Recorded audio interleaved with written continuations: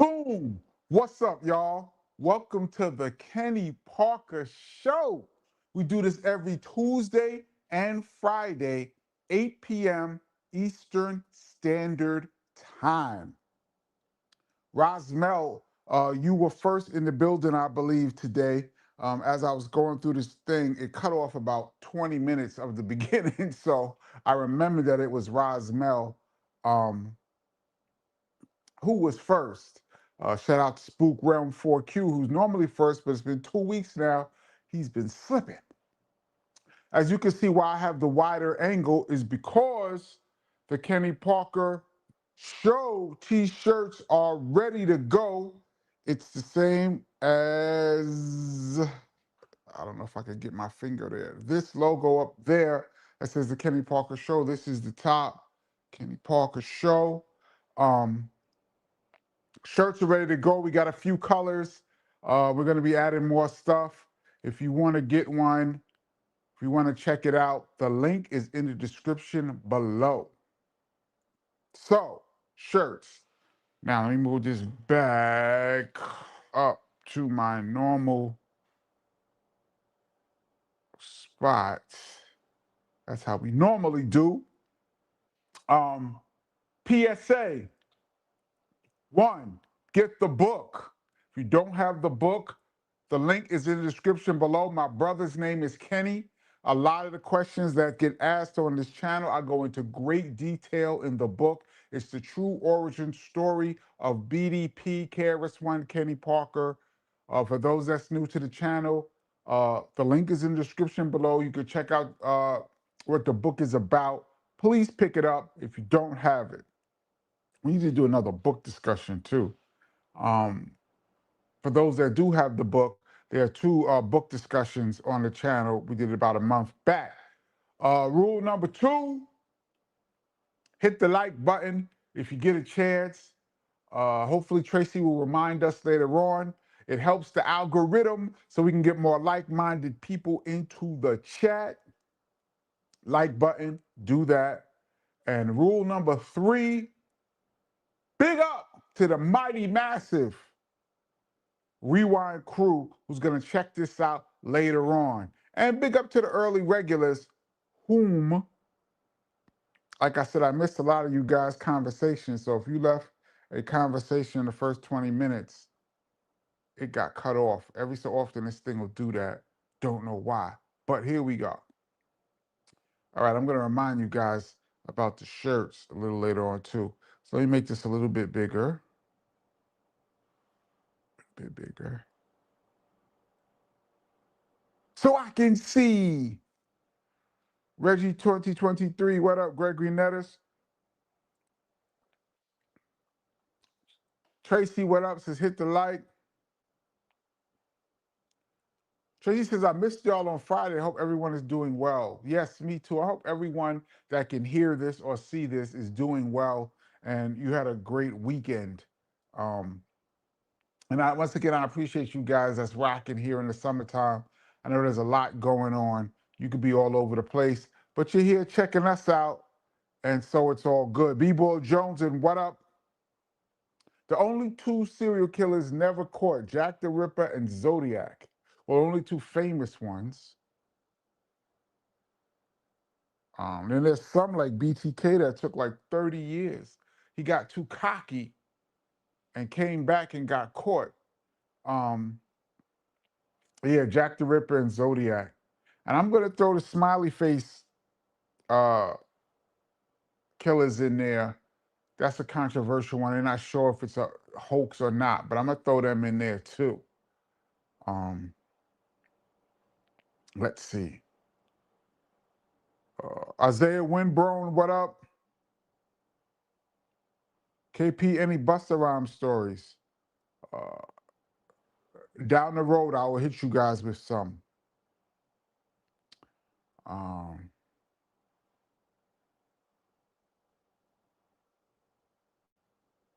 Humor says, have you ever shopped at Alexander's? It used to be the department store in New York way back in the 70s, late 80s. I'm pretty sure. didn't have a lot of money to be shopping back in the day, but I'm pretty sure I remember Alexandria, so I must have been in there at some point as a youth. Jack the Ripper and the Zodiac Killer, we don't even know what they look like. Imagine they were both seen. They both came this close to getting caught, especially Jack the Ripper came this close to getting caught. He was seen, and they have a description, but no, we don't know what they look like. Silk Child, what up? KP, what's good, bro? Much love. You already know. Support the brother. Yes, Silk Child, you are a true blessing on the show. JT, what up? Um, D321 BDP. I like your tag. Yo. Super Rab, what up? Patrick Y, Northeast BX, what up? Robert Trowell, what up? Reggie says, how many of us wants that logo on t-shirts and hoodies? Well, the t-shirts are available now. MMA, what up? Oh, D Freeze BDP. This is Danielle Ladon Freeman. You got a new handle. Think you can get Greg Nice on your show? I asked Greg Nice to come on the show, and he agreed to it, but due to scheduling, somehow it didn't work. So I'm gonna have to ask him again. I keep saying this. I've been so busy. There's a few people I'm gonna double back and ask them again to come on the show. Some really good people who had said yes 6 months ago, even a year ago. I have to double back. Bruce Kennedy, what up? Ants on Candy, haven't seen you in a while. Sydney Rhodes, what up? The Real Chef Daddy, what up? Rid One says, I need that shirt. They are available. I tried to price them as cheap as I could with the manufacturing, and the shipping is included. So I tried to keep the price down as much as I could. Sweet Goldilocks, what's up?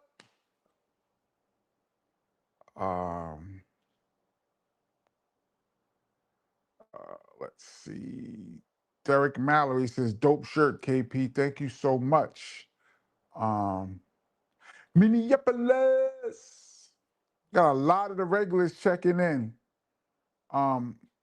Linton Franklin from Tallahassee, Florida. T-Pain territory. Robert Berry, what up? Naptown is in the building. A lot of the regulars are here today.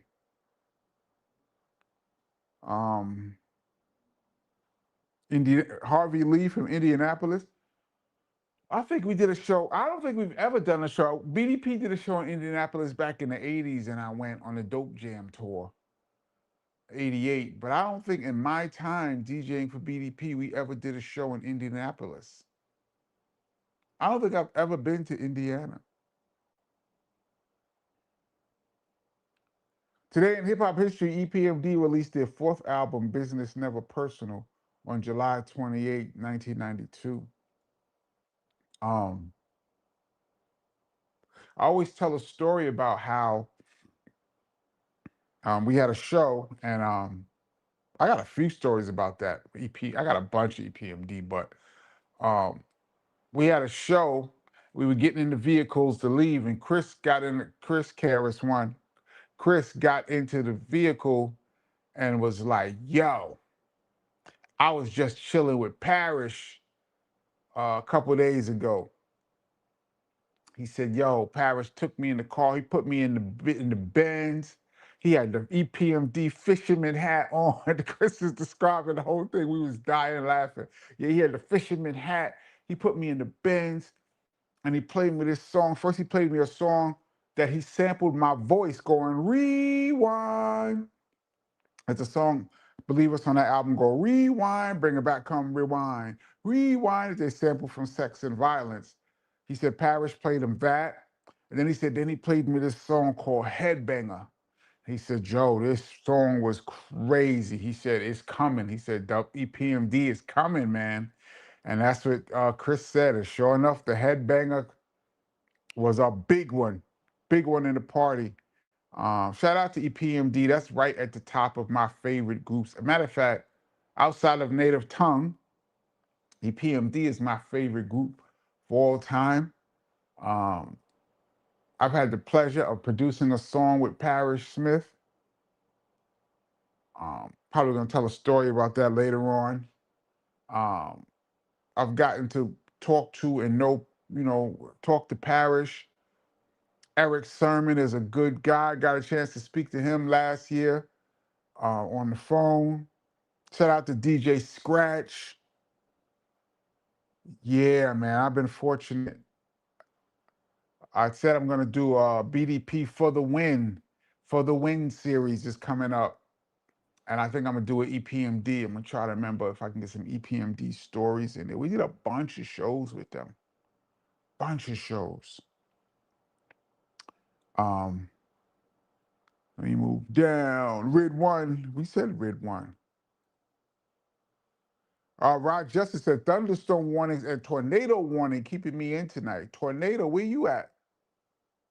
Um, Here in the New York area, it's very rare that we get a tornado warning or even watch, but I don't think that the tornadoes could really get strong here with all the big buildings, the way New York is set up. Um, we don't really get the tornadoes. I can't imagine what life must be like to see one of them tornadoes and you got like 5 minutes or something to find cover or else it's over. I can't even imagine what that must be like. Red One says Zodiac was taunting the police. Yeah, they still haven't decoded all of those messages, the coded messages that Zodiac was sending to the police. Still to this day, people are just discovering different things in there. The Zodiac was a crazy one. There's a New York Zodiac too, which I always say on this channel. I believe that I ran into the New York Zodiac and I dodged an encounter. Um, Jack the Ripper was a Boston cop. You're thinking of somebody else. Jack the Ripper was from the UK. There was a Ripper in Boston, but that wasn't the same guy. The Leaf Killer was crazy. I don't know who that is. Carlos said, Mr. Parker, have you ever met Mantronic? No, I have not. Incredible producer. Would have loved to have met him. He did some crazy beats over the years, especially with my man Just. Fresh is the word. Remember that record? There was a time when two hottest records in New York was Fresh is the word. Mantronics is the crew that you must hear, so please don't be concerned. Because that and Tila Rock, it's yours. And Tila Rock just sent me a text last week. Shout out to Tila Rock. A picture of me and him that we took about 10 years ago. He just sent it to me. As a hip hop fan, I always say my life has been so amazing. Tila Rock is sending me a text. If somebody had told young Kenny Parker back in 80, 85,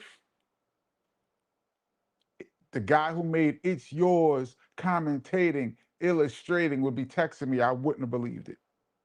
But shout out to Tila Rock. And funny thing about that, his brother is LA Sunshine, I believe.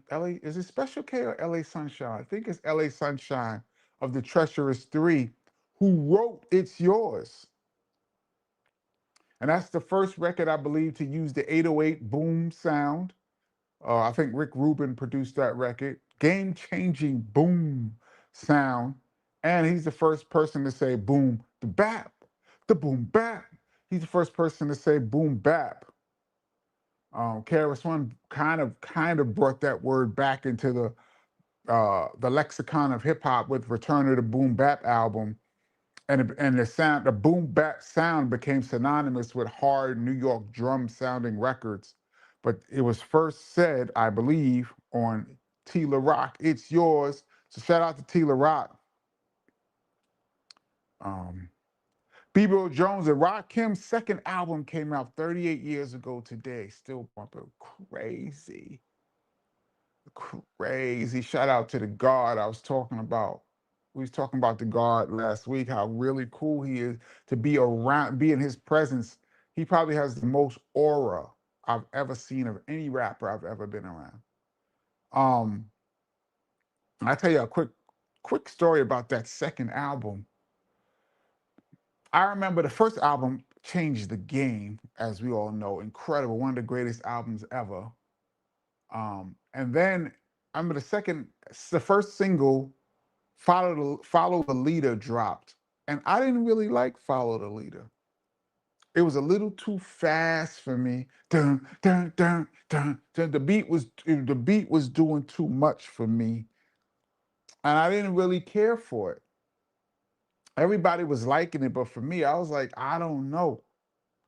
I don't know if Rod's gonna do it again. I wasn't really sure. And then I remember I was in school and I walked with my man. This is in Jersey City. I walked with one of my teammates. Shout out Jasper Walker. I was walking with him to the hood to this place called Steak and Take. Every hood probably has a Steak and Take or one of these kind of spots. And it was on, I believe, Martin Luther King Drive. Every Martin Luther King Drive in the hood has some kind of Steak and Take type store. It was deep hood, y'all. There was like 20 dudes hanging out in front of the store. We went in there, ordered some food. Nobody didn't know who I was at this point. Not really. Um, and this dude had a box in front of the Steak and Take. I remember we ordered the food and we came outside and we just chilling, waiting for them to cook the food. And there's like 20 dudes out there. It was nice and warm. And I heard this sound. Dun, dun, dun, dun, dun, dun, dun. I'm like, yo, that beat is tough. Ooh, what is this? And then I heard I was a fiend before I became a teen. I melted microphone, steady cold as ice cream. I said, what? What? I sat there the whole time, stood there with this dude I didn't even know, listening to Microphone Fiend. And I was like, yo, the God is so back. I think as a pure, when you're talking about pure hip hop, Microphone Fiend has got to be one of the purest, greatest songs. You talk about a beat and rhymes and an MC just going for his on a beat. Microphone Fiend from front to back.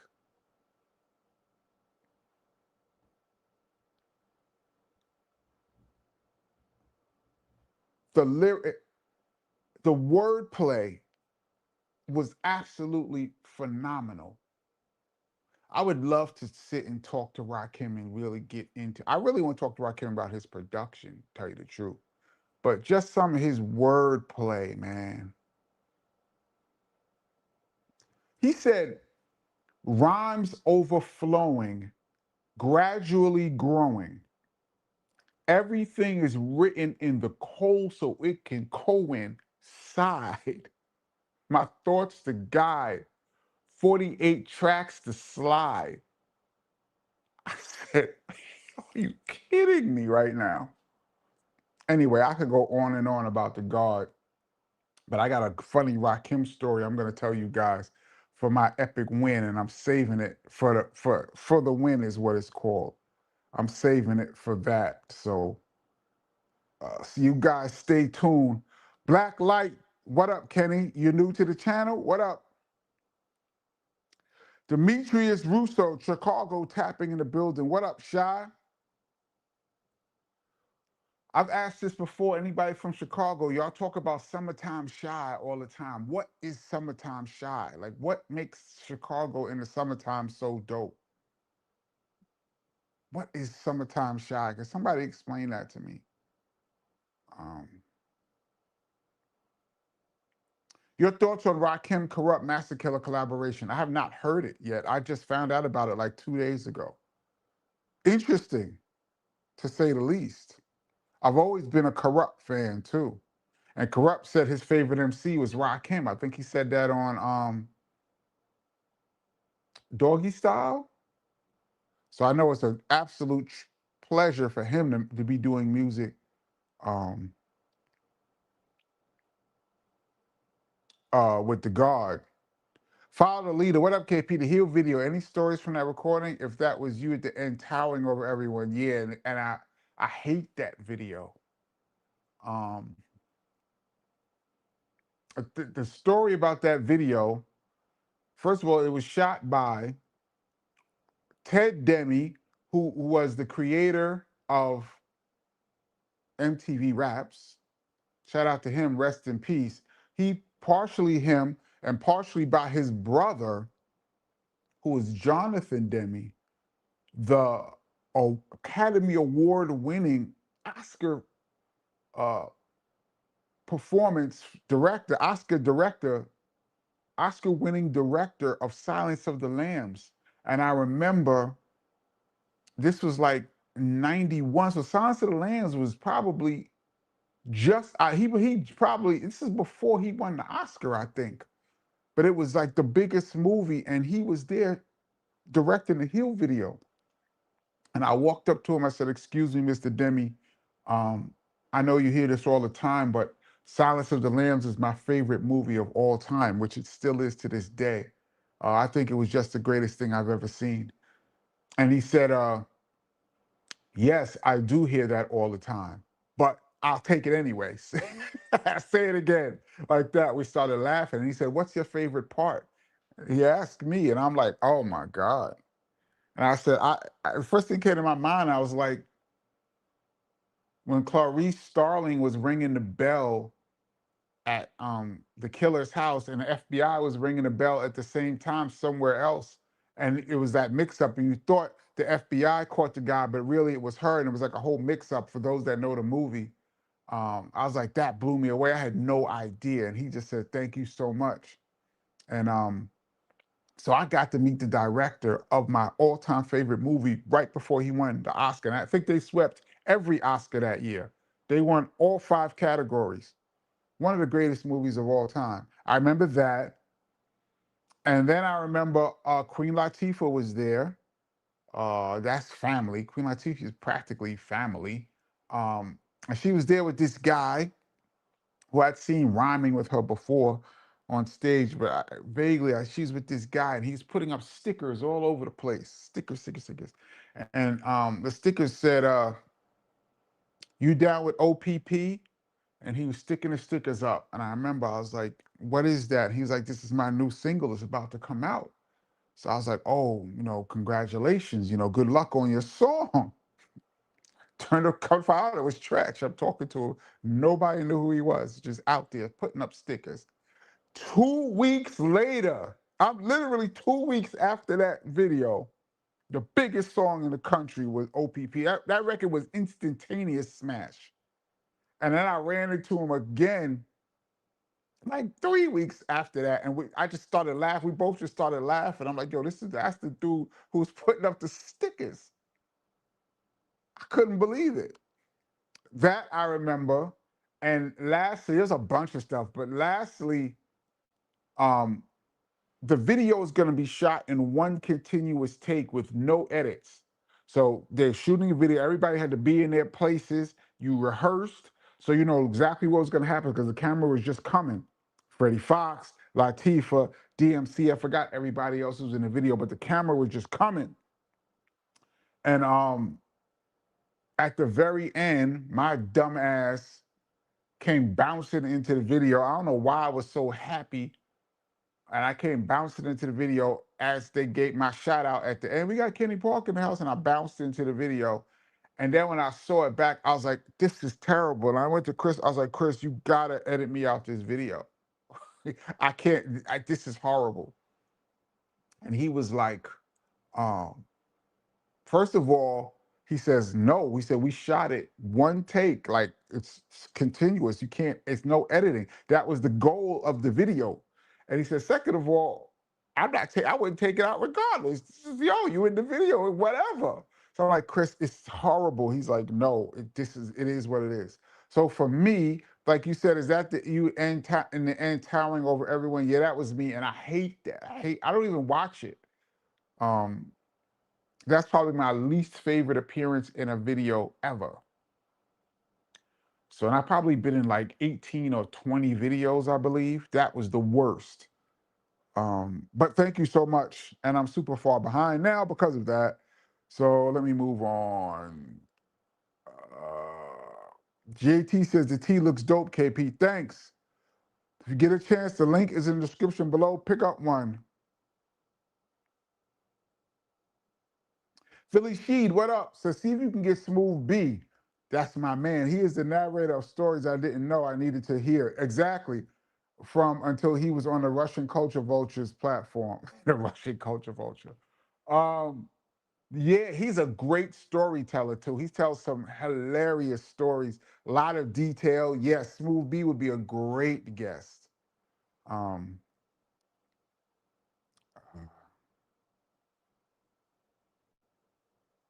Icon says, hey KP, I forgot to mention my granddaughter last week was born in the Boogie Down. I've seen the pics and she already has a nice grill. Dope. Big up to your granddaughter. Born in the BX. Let's go, Icon Poet. Congratulations. That is always a blessing. Always a blessing. Thank you. Let's see. Super far behind. Riding Dirty Face, what up?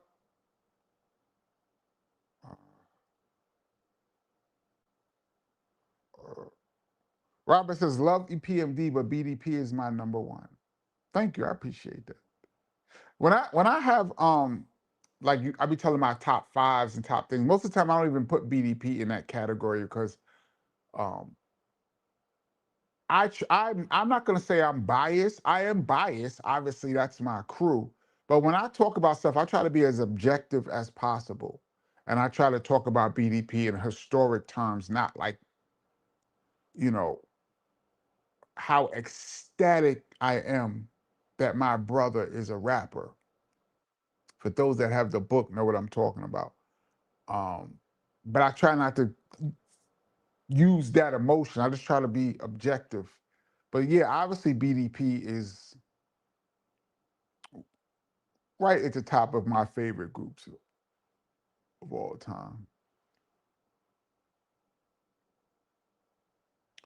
Rod Justice says Jack the Ripper abruptly stopped ending after the autumn of 1888 and was never captured, though historians debate whether he stopped because he died, was imprisoned, or simply quit.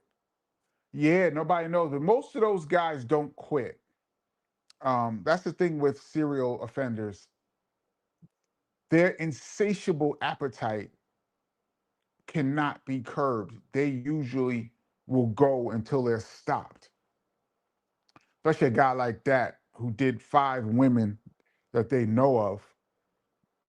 In that short period of time, he was taunting the police too. Like he was the blueprint, taunting the police, almost getting caught. I don't think I don't think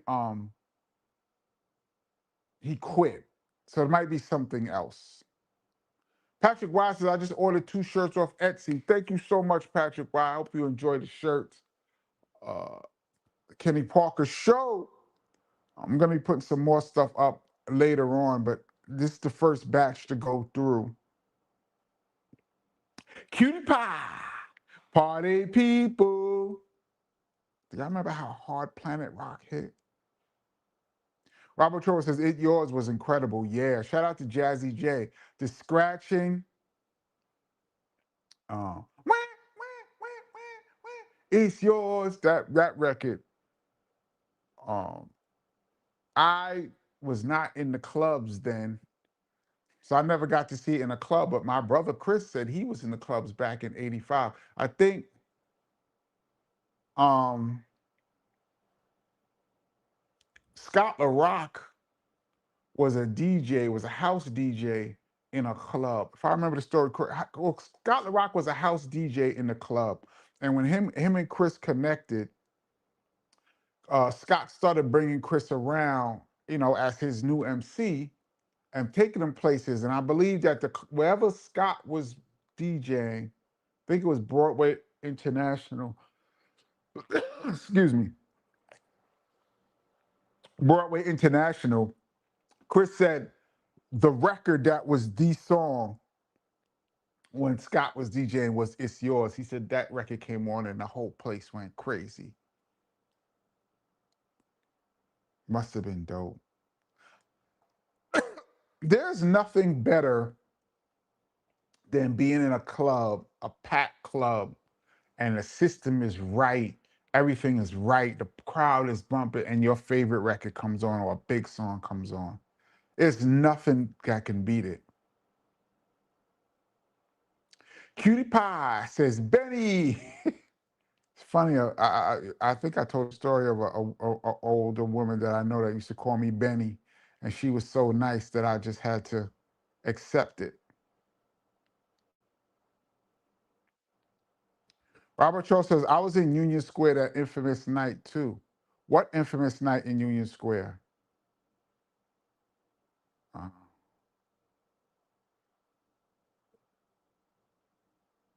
Kennard Roberts says, KP, what up, bro? Just seen a YouTube video that says we got our hip hop stances and poses from Saturday Night Kung Fu flicks. Do you agree? It's very possible. I don't know. Because back in the day, there wasn't a lot of images of rappers. Even like the earliest rap videos, like you look at the Sugar Hill Gang, they were just performing live. I'm trying to think of early rap videos. And the message, there was a little posing in there. I think Scorpio was posing and stuff, but they was just posted up. Run DMC to me was the first group I remember that really showed us like the B-boy stance that everybody got to see. But it could very well have come from Saturday Kung Fu flicks. I have no idea. But I remember when them flicks used to come on Saturday, 1 o'clock. Um, Lindell says, KP, hi, didn't feel follow lead at first. Wow, no, for some reason, the beat was too fast. I don't like fast beats. Um, it's just not my thing. Uh, but Microphone Fiend was. Did Dapper Dan make those black and white BDP jackets? Yes. And I think BDP was the first to ever wear the Dapper Dan jackets on an album cover. Um, Eric B. and Rakim Paid in Full came out right after Criminal Minded. So they could have been second. Now, I know the Fat Boys had all of the Dapper Dan stuff, but I don't know if they had it on the album cover. Or they would be first. Um,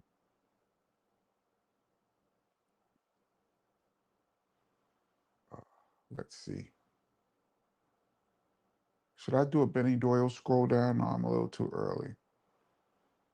Henry Deal says, Kenny P, I heard stories of Marley not really feeling Rakim at the beginning and his slow style. Yeah, that's famous. What were the people around you feeling about this new MC to step in the game? Or at the time, when that record dropped, I was in school. For those that have the book, I shouldn't even give that away. For those that have the book, know my reaction to the first time I heard Check Out My Melody. That's what I heard first. Um, Long story short, I thought after one listen that this is the greatest MC of all time. The first time I heard Check Out My Melody, I was like, this is some other shit going on here. It's funny. They said Marley wasn't really feeling it, was trying to get Rakim to come with a little more aggression, which Rakim would not do, and he was correct. They said MC Shan was there, and he went out in the hallway and was laughing. He didn't want to laugh in Rakim's face. He went out in the hallway and was laughing. And it was funny. I asked Biz, Juice Crew member, when y'all first heard The Bridge Is Over, what did y'all think in the Juice Crew? And he said, Biz said that everybody was saying it was whack. And Biz was saying that he was going, nah, this ain't whack. You know how Biz talk, nah. He was telling them this ain't whack, but Shannon and all them thought The Bridge Is Over was whack. So all this is around months of each other. So I'm looking at MC Shan and I'm saying to myself, he heard Check Out My Melody and The Bridge Is Over, two game-changing songs, and thought both of them was whack. So I'm questioning Shan's ear at that moment in time, 1986. Because the first time I heard both of those songs, I go into great detail in the book, I knew it was on. But everyone has their own opinion, but he was incredibly wrong. Shan was incredibly wrong twice. Uh, KP, Business Marky, it's spring again. What group was he using in track? Dun-dun-dun-dun. You mean the sample is Roberta Flack and Donny Hathaway, if that's what you're talking about. I was in the studio when they were mixing that song, too. Rosamel said Hill video it was just one extended shoot. Yeah. That's why, unfortunately, I couldn't get edited out.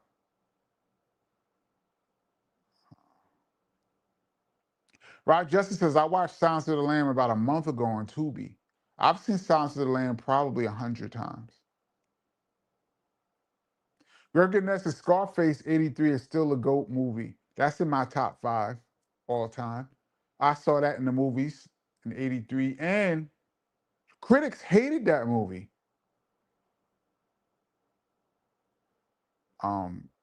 Funny enough. Jack Swagger, OPP was ringing off forever. Yeah, man, that was an instant. To this day.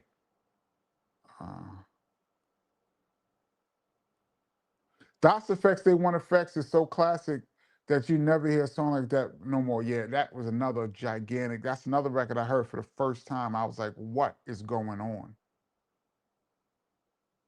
I always tell this story. I think I've told it on this channel. I'm going to tell it again real quick. We did a show with Das Effects when that record was exploded. They were opening up for BDP. I think we were in upstate New York. And I remember watching this, and I remember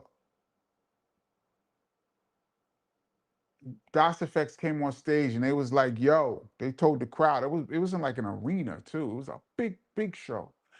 They told the crowd, yo, when we drop this next song, y'all gotta calm down, man. Like that. And I've never in my life before since seen an artist tell the crowd to chill when a song comes on. But he said, y'all gotta calm down. And when they threw that beat on, all you heard was burning and pandemonium. Bum skitty bum skitty bum. It was over. We've gone on after some gigantic records, bro. We had to go on after that. We went on after OPP when it was at its peak. I remember they did OPP. There's a live version of OPP. I think it's on the back of Hip Hop Hooray. On the 12-inch, there's a back. There's a live version of OPP. That was recorded at our show. They opened up and they did OPP. So they rewound the record 3 times, and Tresh had new lyrics. Each time the record came on, he had new lyrics. And I remember Chris was standing on the sideline smiling like a proud parent. Chris loves Tresh, man. he was so excited because that's stuff that BDP would do. Rewind the record back, new lyrics, flip it again. Chris was so happy. I was looking at his face and I was like, wow, he really is happy to see this. They bodied, it was at a college. They bodied this place and it's like, up next, BDP. Like, dang. Um, but yeah, shout out to Naughty by Nature. Shout out to Vin Rock. Shout out to the great producer who one of the most underrated producers ever that don't get mentioned as much as he should. KG. Um, that's a great group right there. Uh, the Messenger, are you available August 8th for in Philly? We would Ford Fest in Philly. We would love for you to do a set. Yes, I am. Um, please DM me on Instagram. Uh, let's see. Lindell says, KP, I was born and raised in Chicago, and all I can say is it's a feeling, man. I just can't explain it. I have to ride home to see a few of my childhood friends, almost 50-year friendship. That's dope. The summertime shy is a feeling. I just hear people talk about it all the time. Um, let's see. Rockness has some good stories as well, and he will definitely be down with guesting on the show. Yeah, I need Rockness. That's my man anyway. I need him. Uh, let's see. PBB, when people say Tupac wasn't lyrical, I tell them to go listen to Change. It's one of the best rap songs I've ever written. I don't understand this word lyrical. Everyone has their own style. To me, it's did you get your point across to the masses? And does your song stand the test of time? And are there quotables? I look at people talk about lyrical in that how many syllables that you can fit in one bar. How fast could you run the business? Faster, faster, go, go, go. To me, that's not necessarily lyrical. I know guys who rap real fast and people who stop, and I don't know what they're talking about. They're just putting a bunch of words together fast, but they're not really saying anything. And then you have a guy like a Pac who says songs like "Dear Mama," one of the most powerful records ever. It's not fast; it's pretty simple, but the song could be quoted from coast to coast for 30 years. This whole thing about who's more lyrical, I don't really get into that. Did your song hit or not? Feeling. But that's just my definition. Other people have their own definition of lyrical. Patrick McLean says, "Where is the link to the for the merch? It's in the link in the description. In the description uh of this uh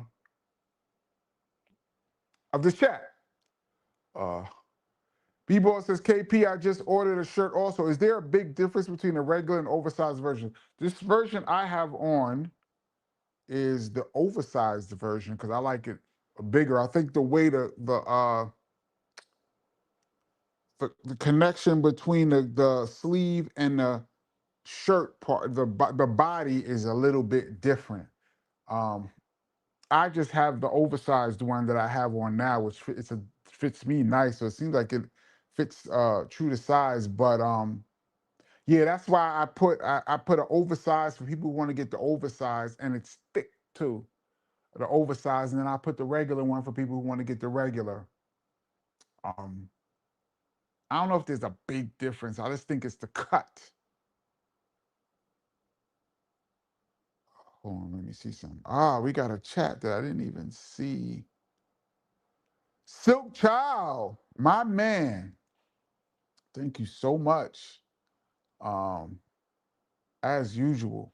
Rakim versus Kane was the battle that should have happened that never did. Rakim had unreleased diss record to Wrath of Kane labeled Break the Wrath. I heard that about it and have due to misunderstanding a verse in Wrath of Kane. Yeah, apparently there was a misunderstanding that was leading to something, but mutual friends talked, was able to mediate and talk that out. Like I said back in the day, people always say battles are dope as long as it stays on wax. And I'm like, yeah, but it never stays on wax. Never, man. Most of these beefs that the famous ones, even the smaller ones, there's entourages involved and there's real violence that happens and threats of violence. I know firsthand a lot happens behind the scenes. And I think if Ra and Kane had a really got into it, the potential for behind the scenes stuff would have really been there. And so, and I'm glad that it didn't pop off. As far as a viewer, on the sidelines, it would have been historic. But as far as how especially knowing who the people were that were involved, i.e., look at the back of that Eric B. and Rakim album. When you have people like that in the midst, I'm glad it didn't turn into something and cooler heads prevailed. That's just my opinion. Musically, I think it would have been great, but I think it would have been a problem. That's just my opinion. I'm gonna jump down a little bit, y'all.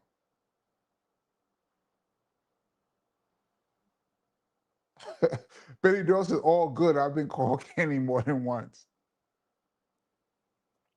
Yeah, there was a nice older lady, a friend of mine's grandmother. She has passed away. Such a sweet lady. And she used to see me and she used to go, Benny, hey, give me a hug, Benny. I used to be like, there's no way I could say, my name is Kenny. There's no way. So I used to just go in as Benny and give the hug. Oh man. I'm jumping down. This is not an official Benny Doyle scroll down. This is just a quick one. What's up, KP? Have you shopped any beats to West Coast artists like the Alcoholics, Hyro, King T, Razzcast, or Farside? Razzcast just hit me up. We supposed to be doing something. I was supposed to be sending him some music. That's just because we was on tour together a couple months ago and we're just talking. Um, Only West Coast artist I ever presented a beat for was Digital Underground. In like the late 90s, they was working on something with Chris, matter of fact, was in the studio working with KRS, and I came with some beats. Nothing got picked, but I did present that with some music. Um, like I said, I did a remix for Farside. She Said, I think the name was She Said, I think is the name of the song. I think Dilla ended up getting the remix, but I did a remix for that song, which I thought was dope, but it didn't get picked. Um, Trying to think of any other West Coast artists. No, I met King T.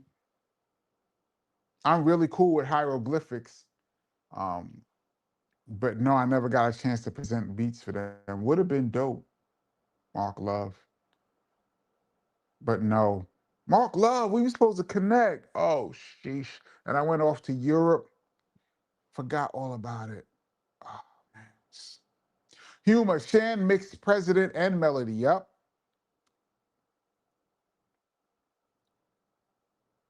Jackson Wagner says Shan was competitive and had the arrogance of a superstar. He still carries that persona. Anything that wasn't Shan was whack to him. Yeah, but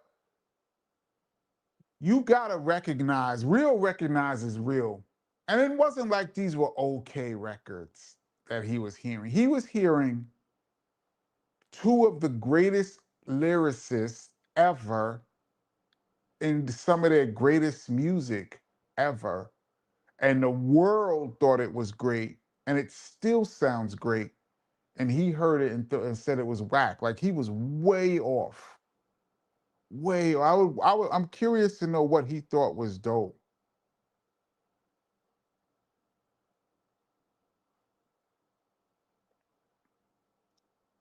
Um, What is your favorite summertime anthem? OPP is definitely a summertime anthem. That's a hard one. Have you record that came out in the summer? I mean, the summertime anthem is Jazzy Jeff and the Fresh Prince, right? But that record was big in New York too, by the way. Um, I would have to think about that. Because the record is summertime anthem only because it came out in the summertime, or it's like pertaining to outside.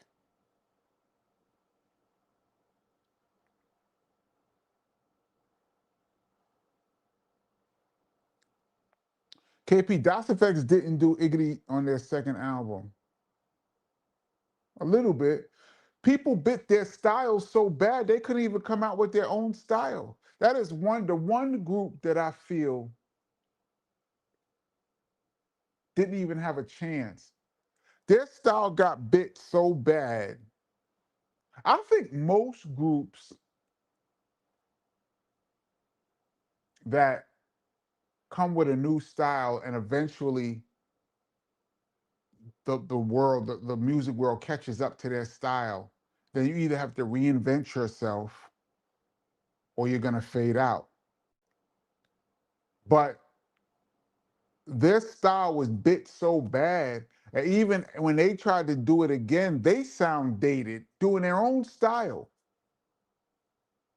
There's an interview on YouTube of me talking in 1993 or 92 in the Apollo. It was me, Will, and some other people. And I found it online. And I was talking about people biting Das Effect style. This was in '92. Dudes couldn't even do their own style. Wasn't Silence of the Lamb a part of a trilogy? Yeah, but the other parts came out. The second Silence of the Lamb was awful. And the prequel, The Red Dragon, I thought that was cool. But nothing was like Silence of the Lambs. Not even in the same breath. Um,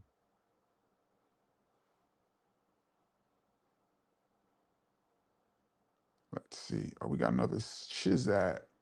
Silk Child. Dougie Fresh Summertime Anthem is crazy slept on was his before the Fresh Prince. Isn't that the one where Puffy's dancing in the video? Uh, uh, uh, Summertime. I remember that video. I remember that record. That was like '89. I think Puffy's in that video, dancing. Producer all up in the video, dancing. Come to death row. JT, love these stories, KP. Thank you so much. I just be trying to remember all of them. I remember KRS saying treacherous hip hop years ago. Yeah. Um, let's see. I think I made this a little too big. Uh, KP, I remember reading a KRS One interview where he said that Tretch had the it factor and was the next generation rapper to carry the torch. Yeah, he said back in the day he gave, and Chris is very hard to convince that he's very hard to please when it comes to being a rapper. We've had millions of arguments over who's dope and who isn't. Millions. And there's very few that he really gives it up to, like he's really impressed. And Tretch is one of those people. Uh,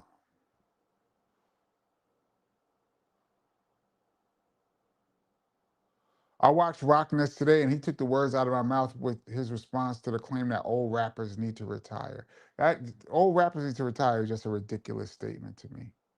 I mean, it's been Enough people have talked about it, but I just think that's just ridiculous. The Bobby W2, what up? Uh, Nobody needs to retire. If you're an MC or any artist and you still have something to say or something to give out, do it. Even if you have a smaller audience than you did before, at least if you have a small audience, do it for those people. And you never know what record will pop off. You never know. Rakim wrongfully thought EPMD dissed him too. Yeah, dudes are real sensitive back then. Um, because Rakim says, and I ain't no joke, you can get a smack for this. I ain't no joke. And then EPMD came back and said, slap me and I'll slap you back.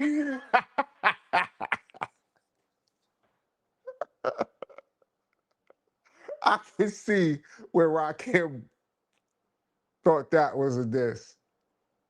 And then on Follow Leader, he came back with some craziness.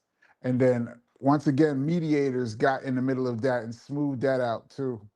But that's mad funny. Smack me, I'll smack you back. Green Hornet, what up? Um, let's see. BR Valentine. Oh, you BR Valentine is always in the chat in the comment section afterwards. I'm surprised you're here. Thank you, BR Valentine, for showing up in person. I think some MCs like to form their rhymes like a puzzle and they challenge listeners to solve it. To me, that is the epitome of art, and that's not to take anything from Tupac. Yeah, some people do. Uh, but you still have to be nice enough for me to care. Some people like to have a puzzle, but if I don't care about you enough to decipher the puzzle, I'm gonna tune out. De La Soul, to be, especially on the first album, was very hard to figure out what they were talking about. I listened to that album over and over and over for months and months and months trying to figure out what is Daisy Age? Where is Mars? What is Dan Stuckey? What are you talking about? They had their own language, but still incredible, melodic. Half the time, I don't know what Ghostface be talking about, but it sounds dope. Um, but that to me, that doesn't make one person more or less more lyrical than the other. I just think different styles. I like different styles. What's your favorite experience in the UK? My first time going to the UK. Um, the shows there when we did Brixton Academy, that was like the hottest place for all the artists to perform. And we was there with Queen Latifah and Moni Love. Um, and this is when Moni Love first blew up. She was on fire. And she was the first time she was coming back home. That place was wall to wall packed. And I remember the night before, I was in the hotel room, and Chris walks into the hotel room with an SP1200 drum machine. It's the first time I ever seen one. And he says, tomorrow we're rocking this live. There's a beat programmed in here, and we're gonna do some freestyle routines, and I want you to start and stop the drum machine. I'm gonna rock live over this SP1200. So study it, and tomorrow we're rocking. Good night. This is like 1 o'clock in the morning. We're doing Brixton Academy the next day. I've never seen this machine in my life, and he just plops it on my lap and said, learning. Next day I was out there. That's how Chris is. That's how Chris is. He just throws you right into the water, 12 feet, pushes you right in. Go. But that's my favorite experience, is the first experience. And the night before we did Brixton Academy, we went to this place called The Fridge, which was Soul to Soul. Jazzy B had this club, and that was like the hot club. It was so sticky in there, the walls were sweating. And we went up in there and did like 3 songs the night before, and then we did the fridge. It was crazy. And I had been DJing all of 3 months and was out there. Um, I constant that Kane Rakim tension was weird because Kane and Eric B were friends. Yeah. But when it come to MCing,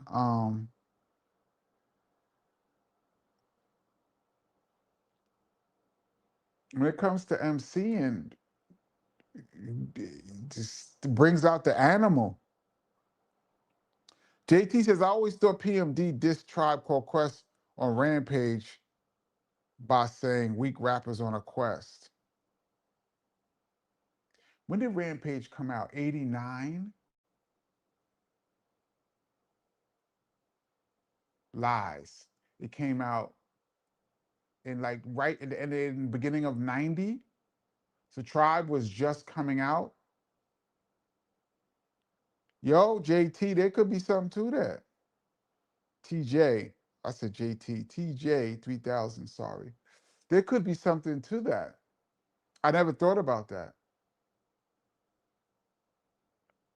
I always thought Smooth B, since we were talking about him, took a shot when he said rappers want to be abstract. He said something, and rappers want to be abstract, but they're whack, something like that. I forgot the line. I was like, abstract, wow. I thought there was something there, but who knows? Um, let's see. Bebo said, I think it's called Shine, but that song Chris did with Digital Underground is dope. If that came out around 98, 99, then that's the album I was trying to submit beats for and got rejected.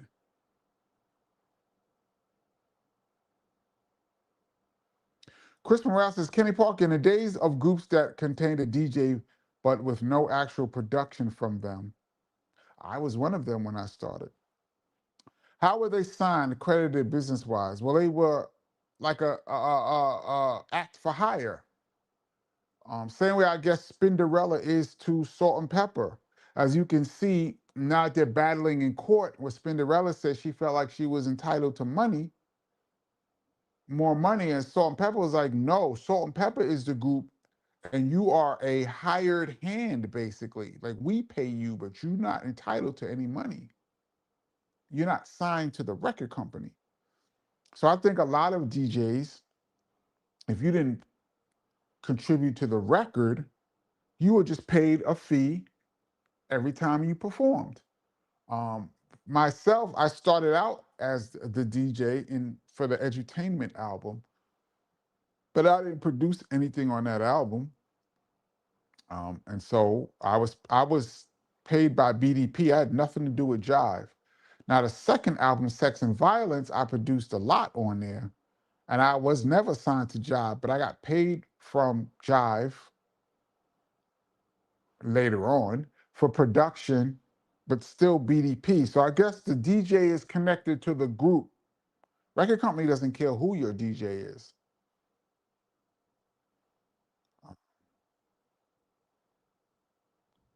Let's see.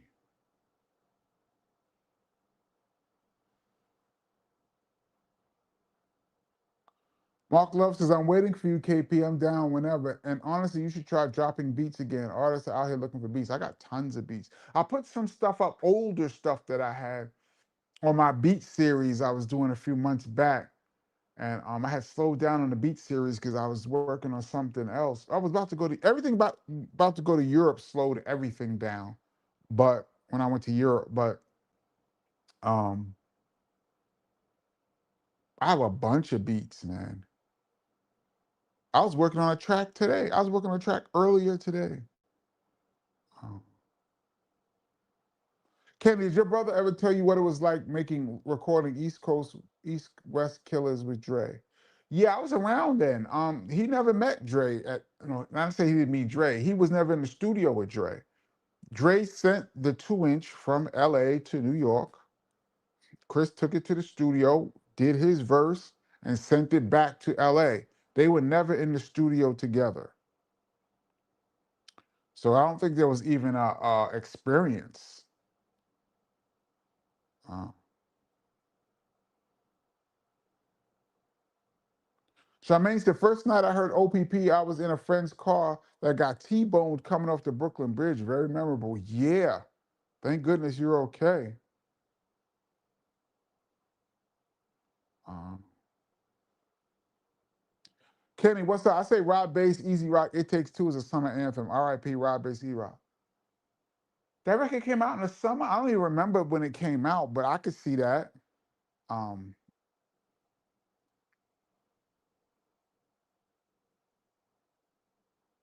they're not like dressed like if you look at that record, all I want to do is zoom a zoom, zoom, zoom, and a boom, boom. Rex and Effects, they're on the beach, girls in bikinis, like that to me has a summertime feel to it. Pool party type thing.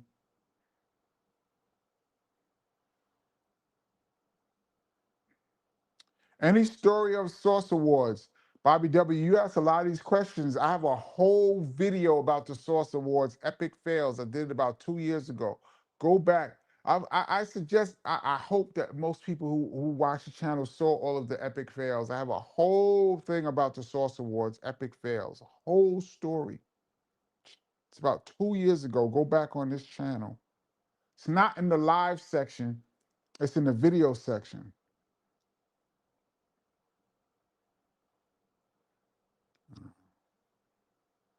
KP, Dougie Fresh Rising to the Top is a summertime song. I remember it was out in the summer, but I don't know if it's a summertime song. It's just a dope record.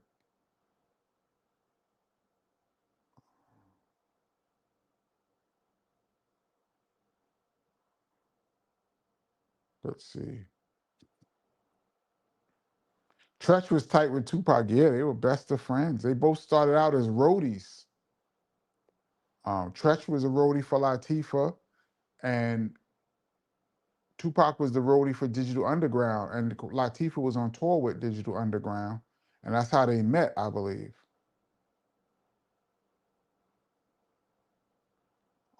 Let me jump down a little bit.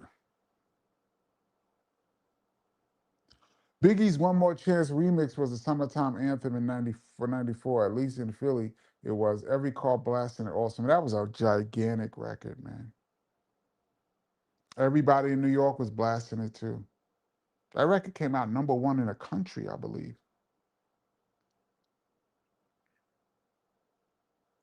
And Delta KP, why would they retire and Rolling Stones, Patti LaBelle all still tour? They didn't retire. Well, hip hop has different rules than everybody else. You know, hip hop is really, really dominated by the young.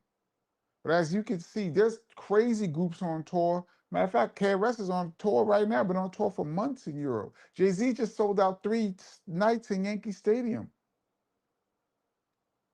There's plenty of Nas and Wu-Tang. That tour was sold out everywhere. Why stop? There's crazy money for you to get out here.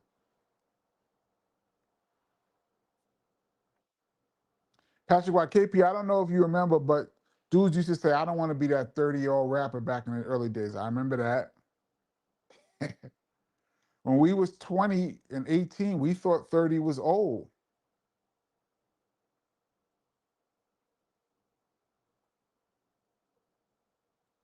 Let me jump down a little bit. I'm not that far behind. Um, Patrick Wild, Bender, KP, you need to do an all basketball show. We've had all basketball shows. We took two shows ago. We talked about LeBron James going to Philly. I think that was the same day that he announced it. We talked about basketball for the whole show. Um, if something comes up, if I see something in the comment section, we'll definitely go there. But yeah, or we could do like a a whole different night of just basketball. I don't watch a lot of, I watch a lot more NBA basketball now than I did the past few years, uh, but I could talk basketball, especially old school ball, all day. Didn't Tupac wrongfully think that "Who Shot You" was a diss towards him? Yeah, came out at a very odd time. Um, is Biggie telling the truth? Big said it wasn't about him, but the timing couldn't have been worse. We're gonna take Biggie's word for it. But if he was in Pac's shoes after what happened to him at Quad Studios, you'd be very defensive about anything, especially a dude who was there comes out with "Who Shot You."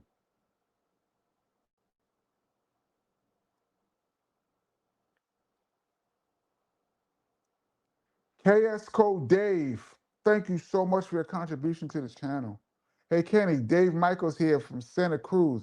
What is the best way to really clean vinyl records? Can scratches be removed or fixed?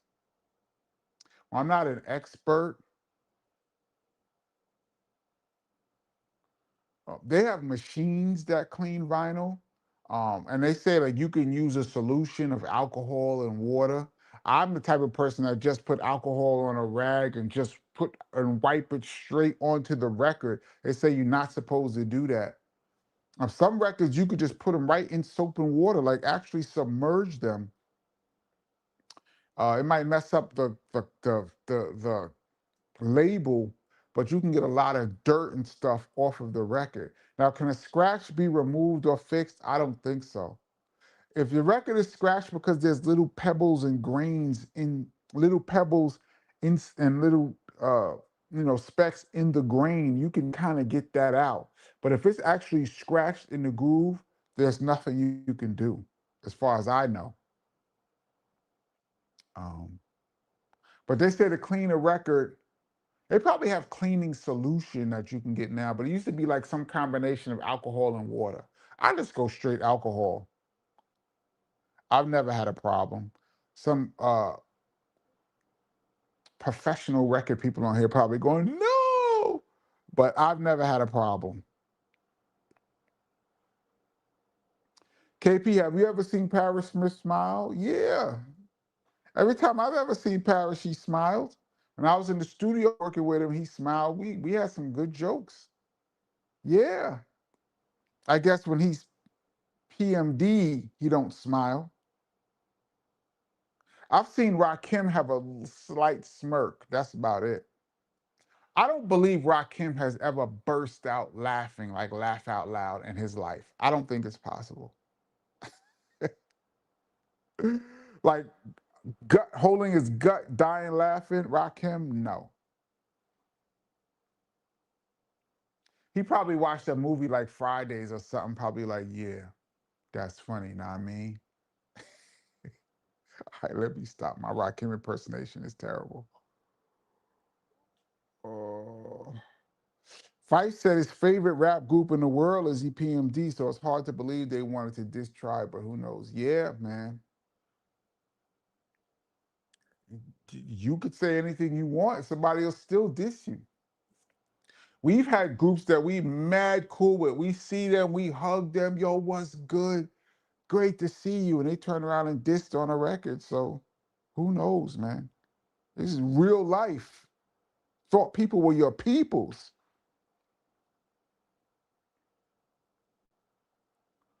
Yeah, Philly Sheet said all of the wick whack that want to be abstract, but they lack the new knack coming from way, way back. Doubt that was coming at Tribe because they expressed love for Nice and Smooth on Low End and um they made Midnight Mirage. Yeah, they shouted out Nice and Smooth on Low End Theory, but this song Dwick came out right around that same time. No, Low End Theory came out in 91. Lies. Dwick came out in 92. I just always thought that was odd. All of the wick whack that want to be abstract. There's only one person in the history of hip hop who ever called themselves the abstract. But they lack the new nat coming from way, way back. I'm probably 100% wrong. But at the time when I heard it, I was like, ooh.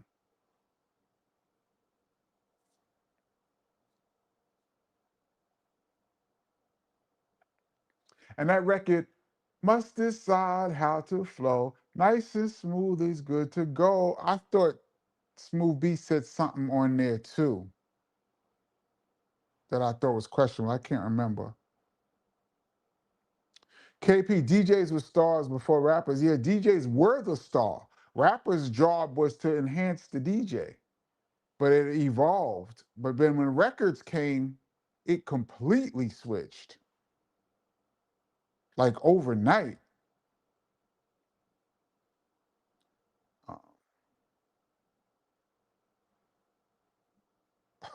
Robot Scott said that's a great lyric. The record company doesn't care who your DJ is. They really don't. Really, really don't. Didn't DJ Scratch have a disagreement with EPMD at one point? Yeah, a couple of them. And he aired it out on social media too. I remember that. I was very sad about that. Are you going back on tour? Not sure. Maybe in September. Maybe.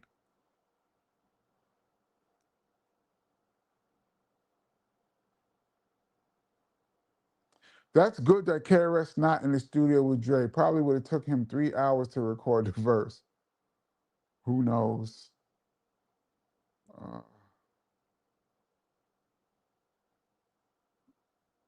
Not that far behind. Philly She said Greg Nice was like Biz. He was down with everyone. Greg Nice was a common denominator. Biz is a common denominator to so many MCs that he was down with them early. Everybody loved Biz. Um,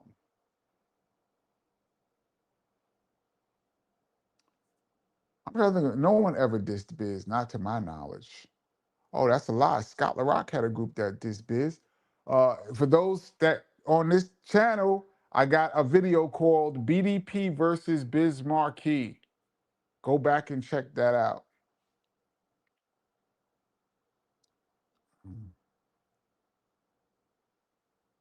Benny Doyle, that KRS Rockstar lecture was as good as any album or track he ever released. When I think of Blown Away, it's always that lecture. Yes, that Rockstar lecture was dope. Chris has a few lectures that I've been to that was spectacular. Um, Red One says, was doing the Running Man hard to Rex and Effect. I have never done the Running Man.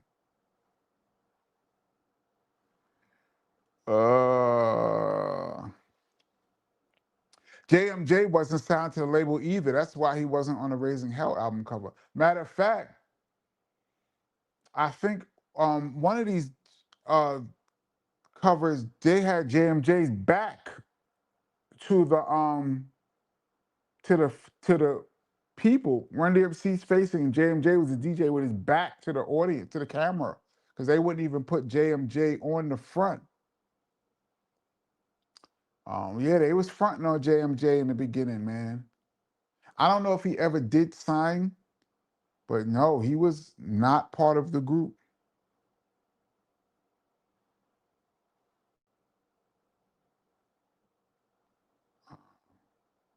Let's see.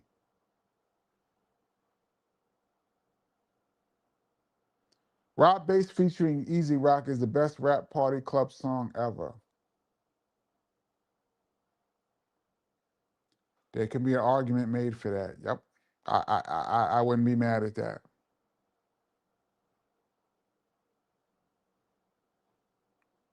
Philly Sheet, how was One More Chance remix in the summer of 94 when the album dropped September 94? It was 95, y'all. Let's not fake rewrite history. Um, I don't think it was a rewrite of history. I think it was an honest mistake. Yeah, it was the summer of 95. I remember it clearly. Um, Biggie's album dropped in '94, and the original One More Chance, it was in '94, but that remix, the one that changed the game, was the summer of '95. Um, that's all right, Philly. She's honest mistake, man. That's what we're here for, to correct, to fact check. It's all good. Um, Gregory and Nettis, you be having some random stuff on here. It says Mr. Broken Wings is a classic. That's one of my favorite songs ever, but that's super random. We got a chat. CMC in the place to be. What up? Says Exhibit says Dr. Dre wanted him to say, "I've been this way and can't stop like a preacher" when working on his record. Said it took him 3 hours to get it right. Is KP a different person as a producer? Yes. I'm not. When it comes to lyric, and Heather B, who was the first guest on this channel, was very critical of my producer techniques. I think I was correct, but we're not going to get into that, me and Heather. But I like to let the artist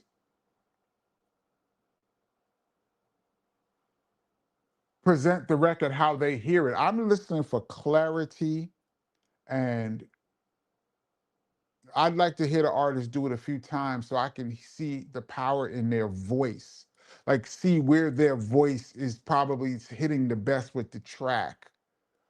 And as long as it's clear, like Chris always taught me about pronunciation. And that's what I'm listening to mostly. Did you pronounce it right? But Dre be having, like, wanting people to sing things a certain way. Like Snoop always talks about how hard Dre was on him on the Chronic to sing things a certain way. And Snoop didn't understand, but when the record finally came out and he heard it how it was mixed, he understood what Dre was talking about. Um, I don't think I'm a different person as a producer. I just think I'm locked in to getting the job done. I wouldn't compare myself to Dr. Dre in any shape, form, or fashion. But yeah, I can be a stickler for enunciations. KP Karras said he would be rhyming till he's MFing 60. Ripping the microphone will tell him the 60. He said that in Mad Ism, and he is still. He just dropped a new single. What is the message? He dropped it last month. This month, the beginning of this month.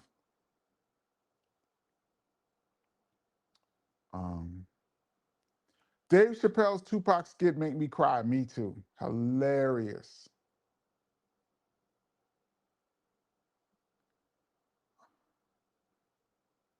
Dre Stack Dollar says, I definitely think it was aimed at Pac. I don't believe in coincidences. I'm going to give Biggie the benefit of the doubt, but it really seems like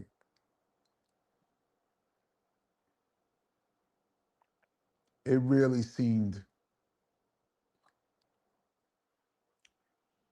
And I've heard Biggie say and do things and backtrack too, so I don't know. Let's give Biggie the benefit of the doubt. If he said it wasn't about him, it wasn't about him.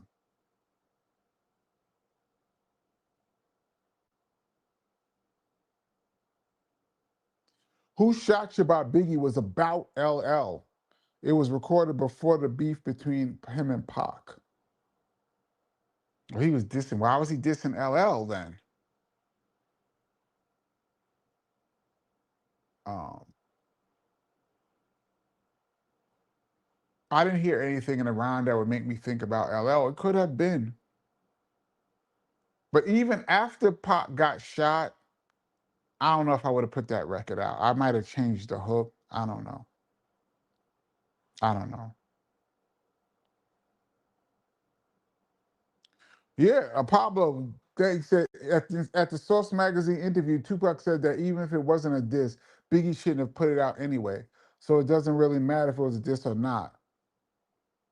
I might lean towards that. And maybe he should have probably not put that out. Oh shoot, Papa said Rakim is laughing on the back of Paid in Full. There probably was a conversation about who committed the most crimes between those people on the back of that album. Um, I gotta look at that. And Del says, KP, I've used alcohol to clean vinyl since I was in grade school, like 77. Yeah, but apparently you're not supposed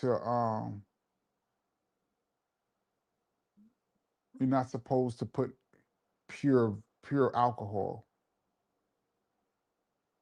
DJ Green Hornet says, use the clean vinyl. Use the clean vinyl. Odyssey Groove Glide LP vinyl recording cleaning treatment kit. See, well, that's a whole kit. There you have it. Let me put this back up for the person who wanted to see how to clean vinyl. There is, thank you, Green Hornet. There is a whole kit right there. I've put records right. I've bought 45s that was so dirty. I put them right in the sink with soap and water and scrubbed that off first, then put the alcohol. Any new epic fails or wins? Yeah, there's a few coming. KRS said, in my face, you're happy. On vinyl, you're mad at me. Yeah, Spook Realm. That was song directed at X Clan. Has Smooth B ever dissed anyone? I don't know. That'd be a great question to ask him. Shaq is still rapping. Any Shaq stories? I've never met Shaq. I've seen him in a club. He's gigantic. Gigantic. Shaq has to be one of the most recognizable people of all time, like in the history of mankind. I don't think there's too many places in the world Shaq could go where people not go. That's Shaquille O'Neal. Big hip hop head, but I never met him.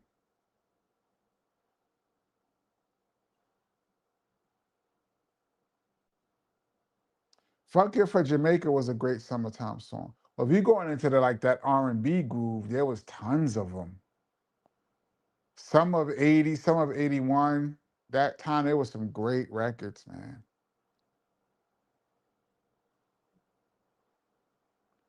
Um,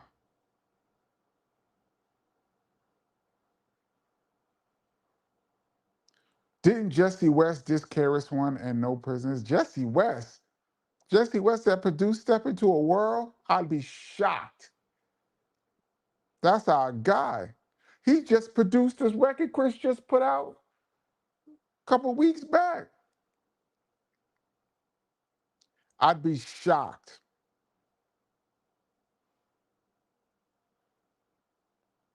Uh, VHS Hip Hop, what up, says around that time, MCs talked about the abstract style of rhyming, not referring to Q-Tip. Because I remember hearing that, I usually think of Q-Tip. LOL, I have to find some references. I don't think I've ever heard anyone say the word abstract, except to say, rapper, you abstract, but you're whack. I don't know. Maybe I'm making more out of it than it really was.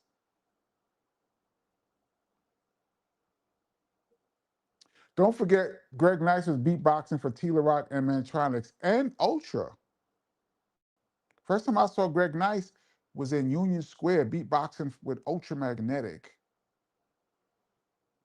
Yeah, Lindell, KP, King of Rock album had JMJ turned around, head down. Yes, thank you. They would not even put him on a cover. That's so disrespectful.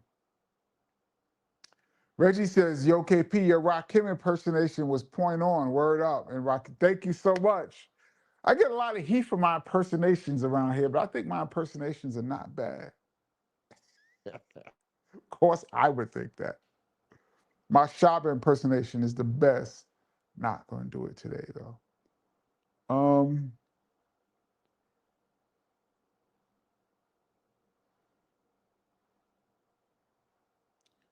let's see. Incredible. Lindell says KP Incredible by T. La Rock. Incredible was Incredible by T. La Rock.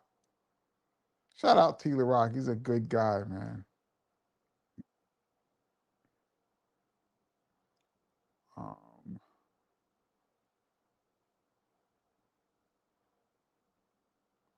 KP, the leads of the new school sob story. Do you know what sample was used? Was a nice track even in 2026? No, but it shouldn't be hard to find on YouTube or Google. They have everybody's sample up.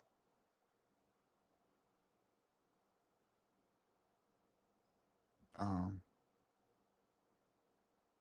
Big and Clark Kent said, "Who Shot You" was before beef with Pac, but it sounded crazy for the timing. Yeah.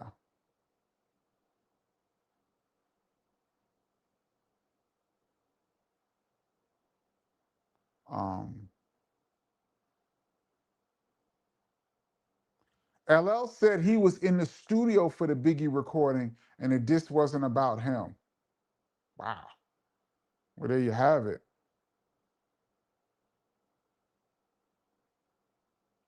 It's 9:30.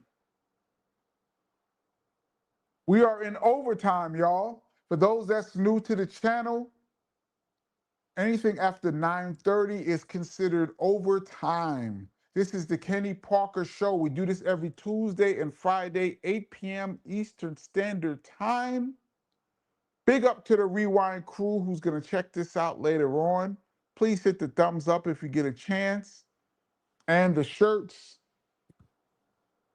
with the logo on them are now on sale. The link is in the description below. Get the book. The link is in the description below.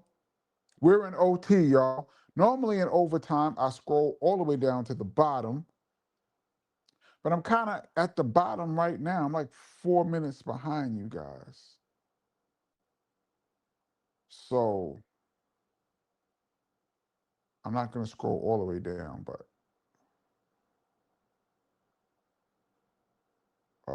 let's see. I'm not that far behind for the first time. Butter L TV, salute K. What up, Butter L? My man Butter L is in the building.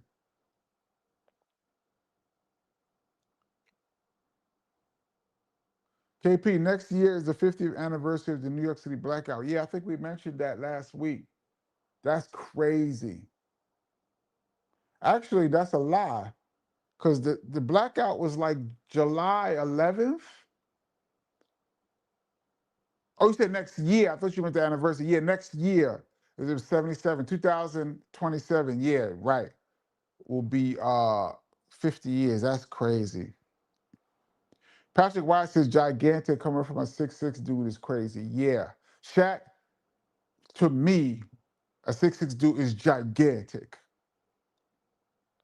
It wasn't just his height, his size. He is imposing.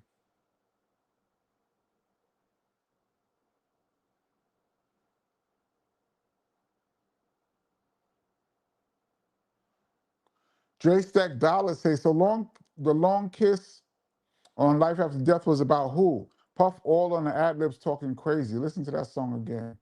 Yeah, but by that time, the beef was in full effect, I'd imagine.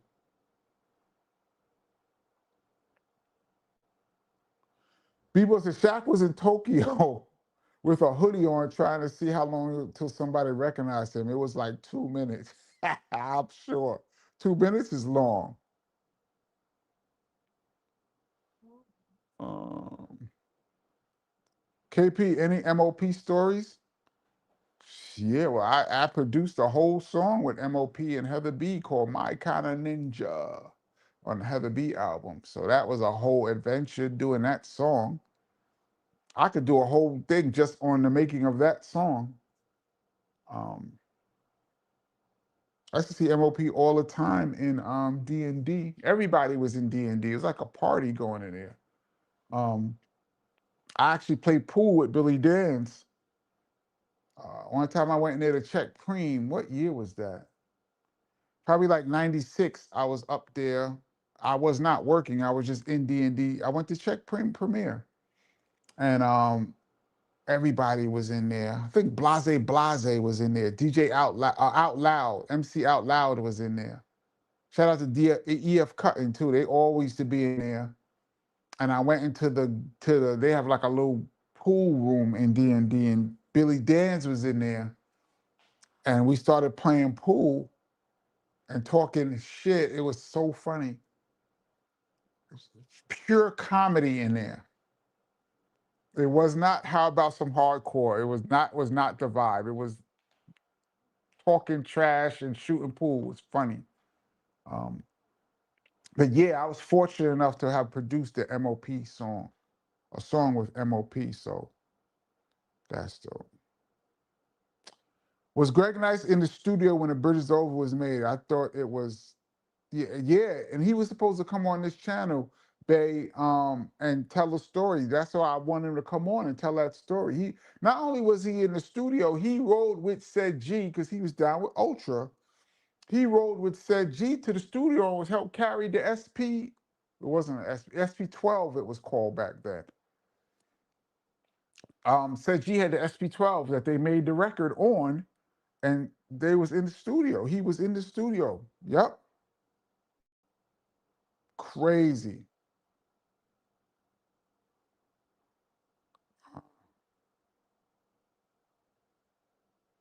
Tracy said, we are going good. 84 likes, 120 watching, but we can be great. Hit the like, please. Thank you, Tracy. Thank you. Um, we're in OT, y'all. Gregory Ness says, your Snoop Dogg is the best. I did a Snoop impersonation? I don't remember.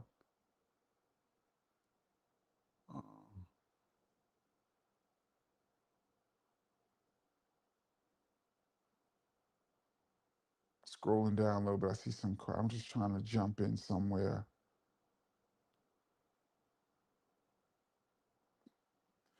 Spook Rum said, I think KP should do a double overtime if he has equal likes to viewers by 10 o'clock.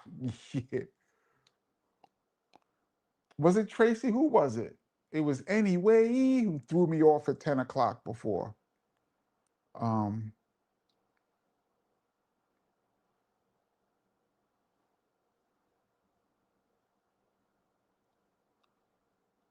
Dartmouth says, Edutainment is one of the most perfectly designed hip-hop album covers of all time, down to the pixelated Apple Macintosh fonts. It was a simple album cover, right? Just KRS's face, like kneeling, right? Um, let's see.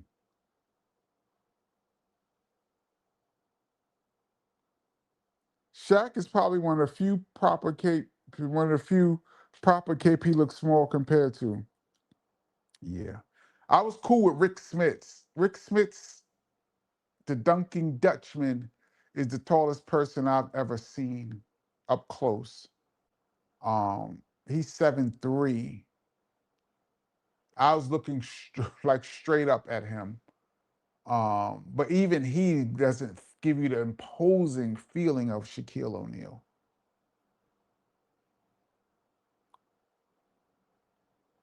You ever think about doing rhythm roulette?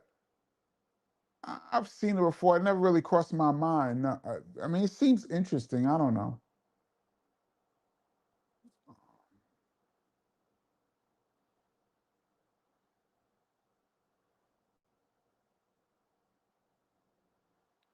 Jump down a little bit.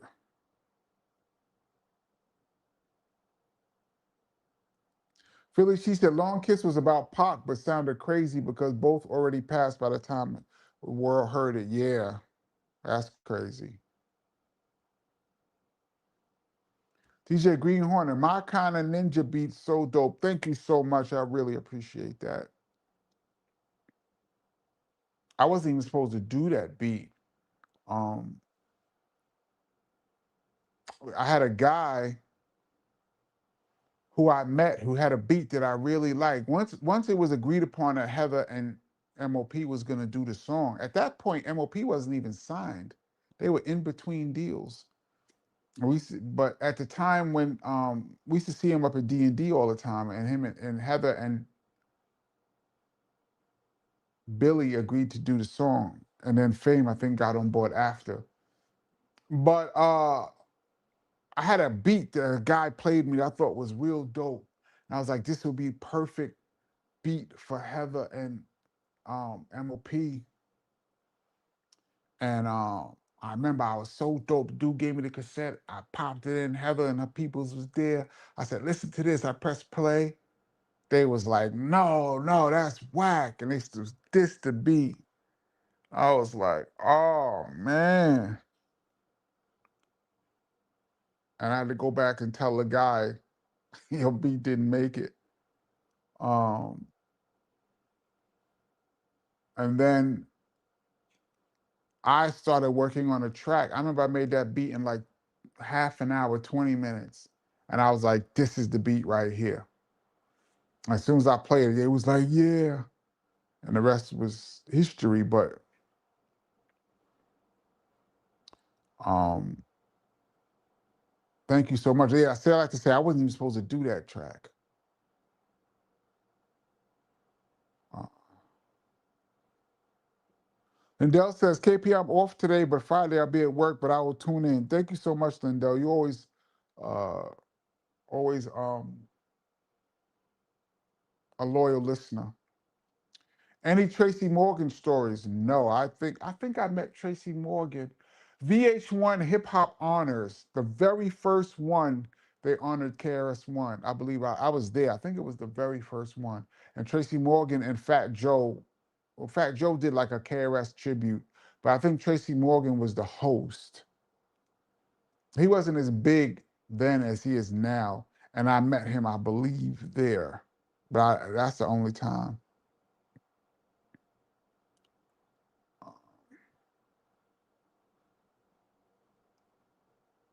And Del says, KP, another great chat. Thank you so much.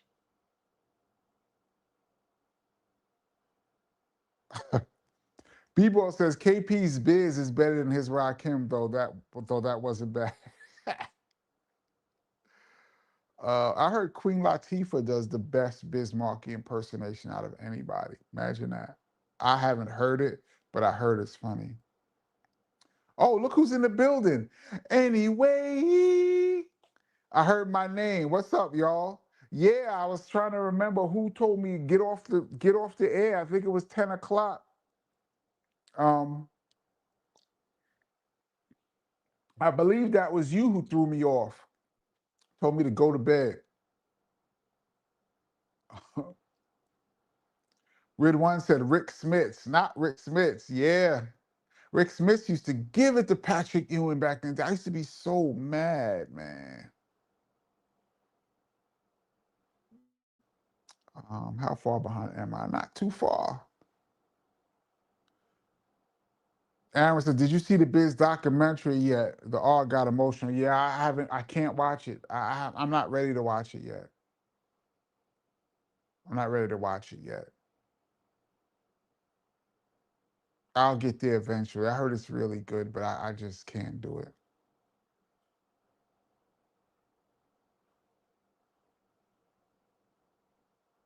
Patrick White says, George Marathon is the tallest person I've seen in person. So tall, he looked like an alien at a diner near FDU. I saw George Marathon at a basketball game. He was on the court, though. You was up close on him? Well, yeah, you said you at a diner, so that means you was up on him, man. He's 7'6"? Yeah, that's tall.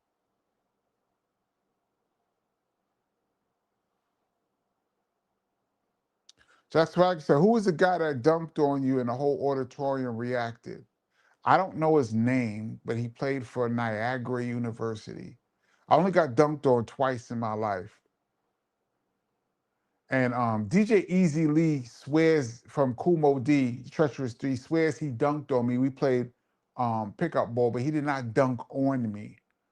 I was guarding DJ Easy Lee and somebody got beat. So I stepped up to help. They dished it to Easy Lee. I turned around, Easy Lee was in the air. Bang!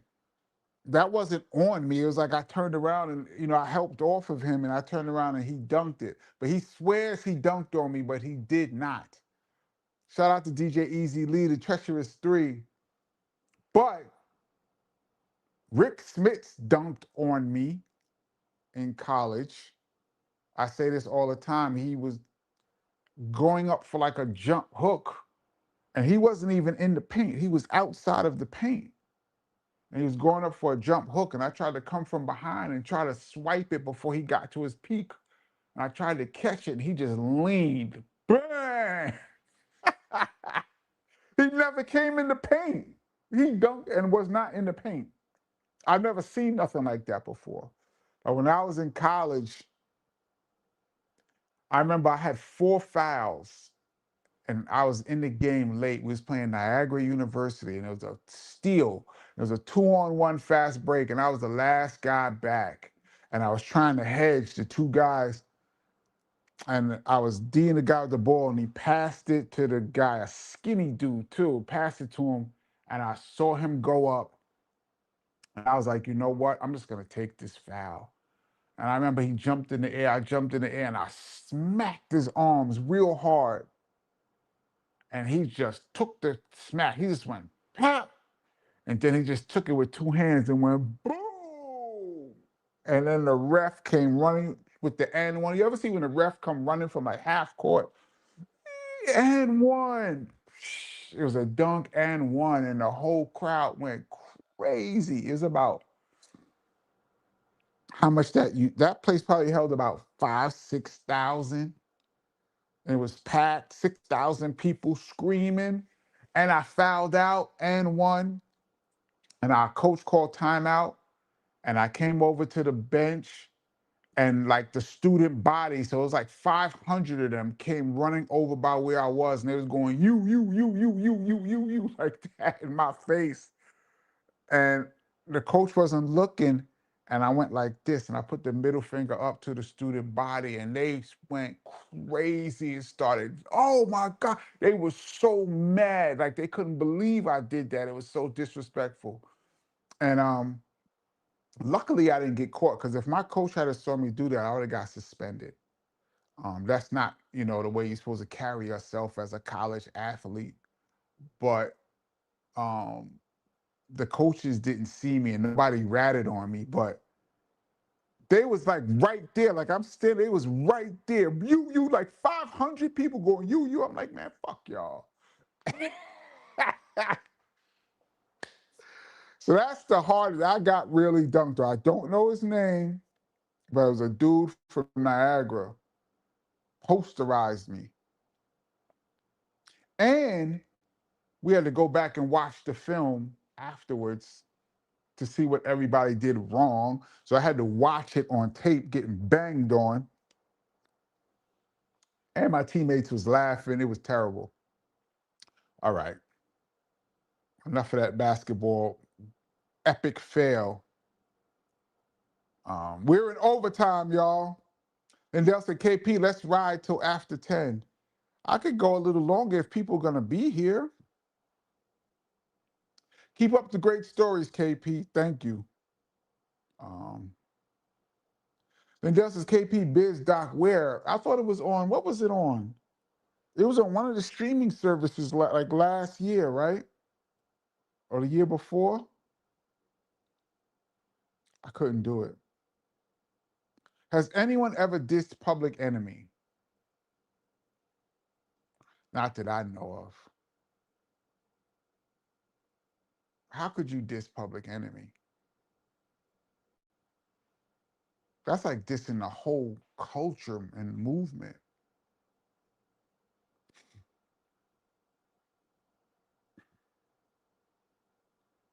Uh, let's see. Oh, shoot. Peace Nice dissed Professor Griff on the cactus.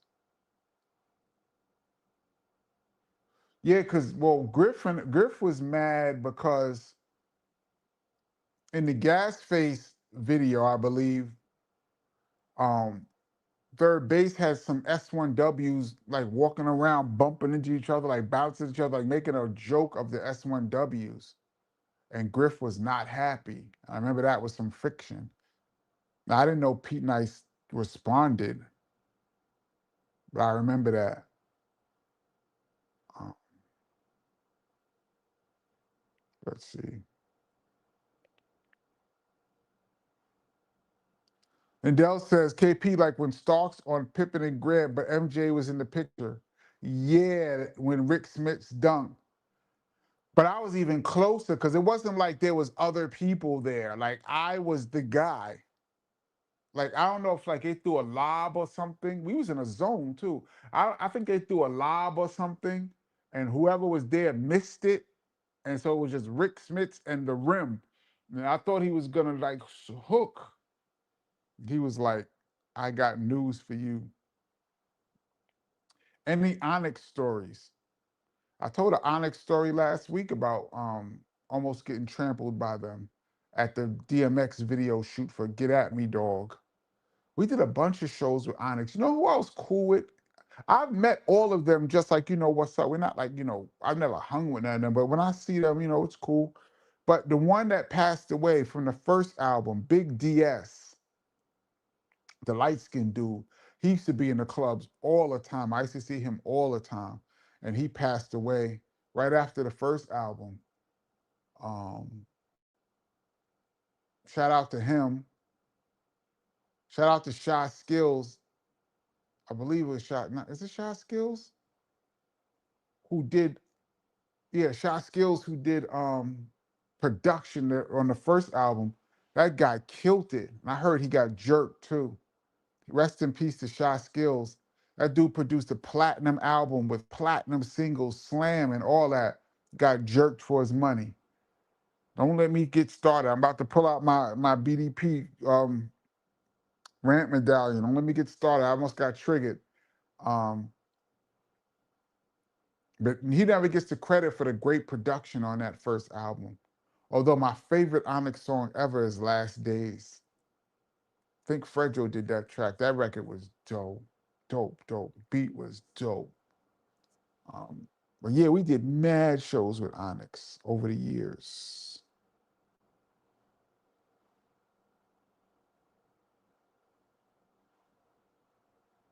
Uh, let's see.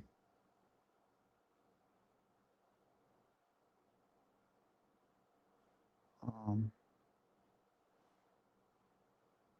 Trying to see. I like this. CMC always comes best channel on YouTube. I appreciate that, CMC. Um,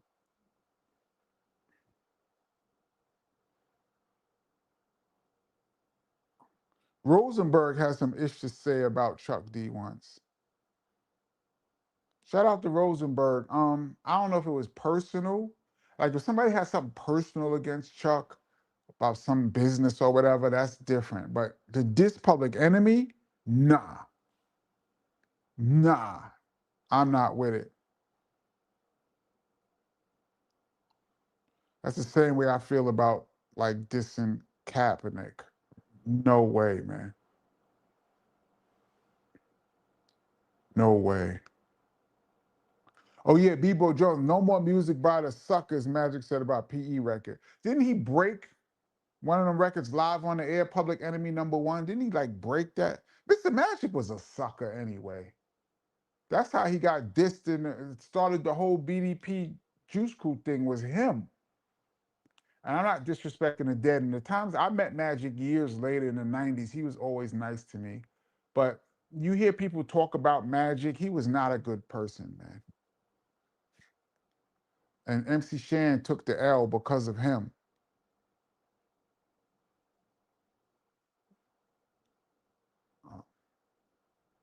How could anyone diss Public Enemy who had the hottest album back in '88? People be when you're big, people will go at you. That gives people more reason to go at the king.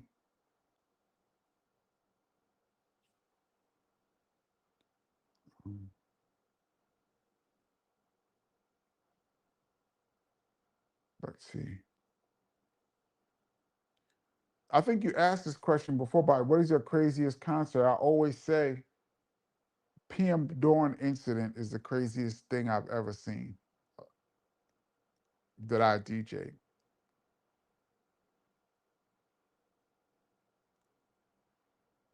Um, I'm looking forward to you playing those BDP unreleased music for us to hear. I don't have a lot of BDP unreleased music. I have practice tapes that me and Chris did of stuff that ended up becoming song, like verses that were on, end up becoming on records, but we was doing it in the house. Dope stuff.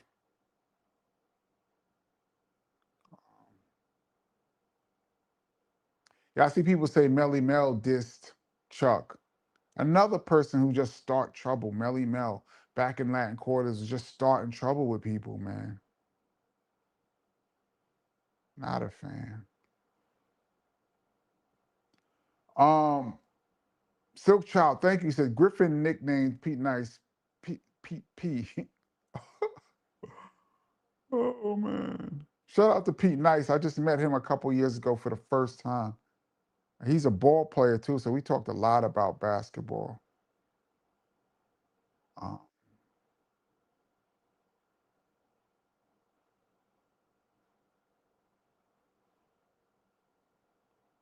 uh, this is odd. Pete Nice is beefing with Rob Swift over early hip hop DJs. Swift says early pioneers like Disco King Mario don't count because they weren't turntablists and what techniques they pioneered. I don't think that's a good argument. What do you mean they don't count? Everything evolves.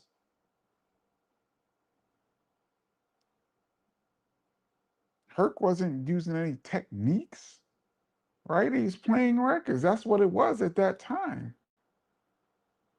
I mean, they don't. How could you say somebody don't count? I don't know.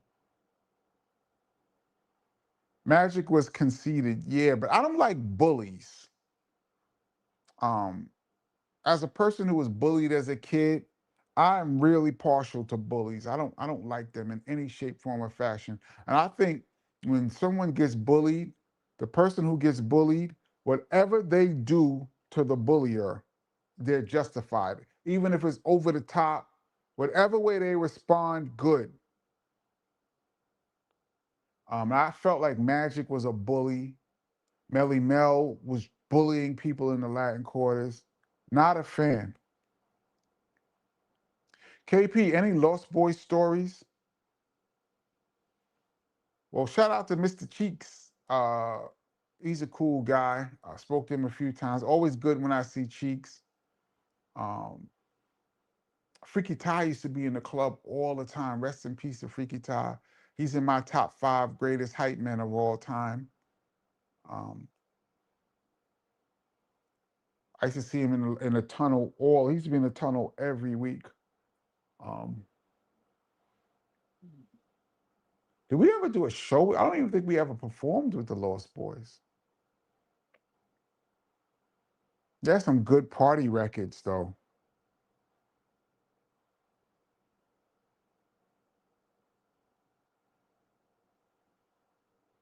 Benny says, I think Chuck said that Magic grouped the new artists together, so a beef with KRS was a beef with all upcoming artists. PE caught a stray. It's whack. We're in overtime, y'all. We're almost done. I'm gonna go a little longer.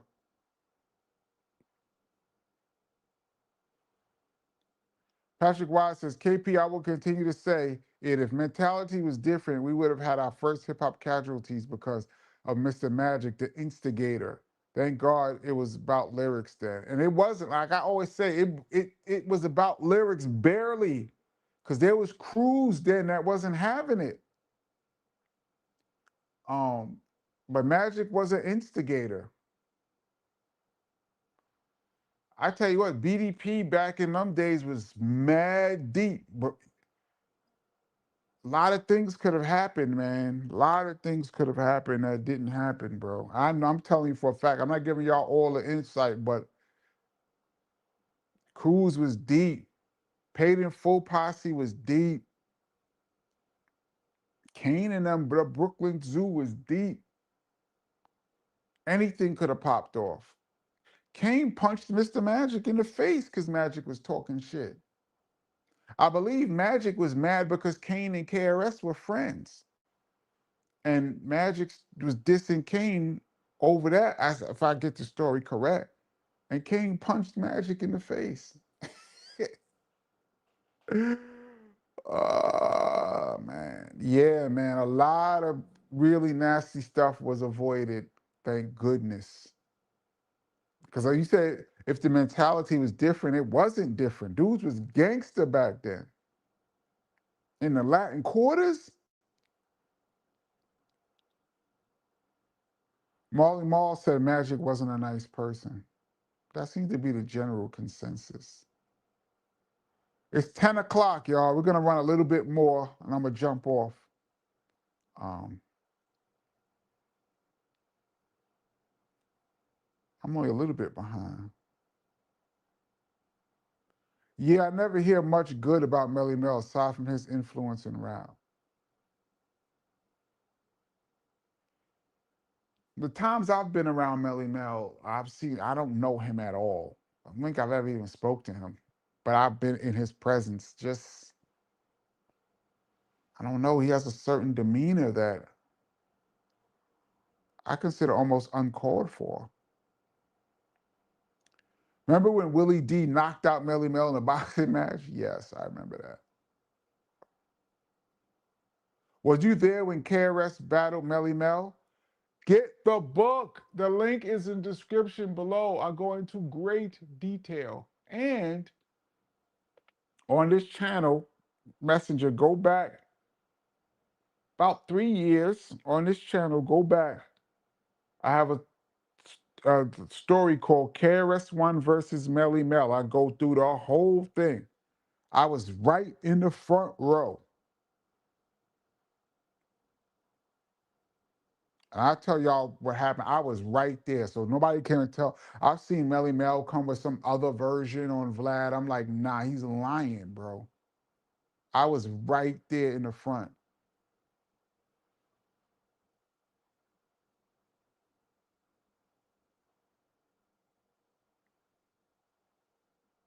All things Daryl D. Thank you so much for purchasing the book. I don't want to give it away, but thank you so much for purchasing the book. The part you're at, you're probably in the middle, so a lot's gonna happen. Red One says bullying or being bullied was part of school growing up. Yeah, but it shouldn't have to be. School should have been a safe place. But me growing up in Brooklyn in the Bronx, it was not safe. And when you're on the receiving end of being bullied, it's not nice, man. Especially when you don't know how to deal with it. It's traumatic.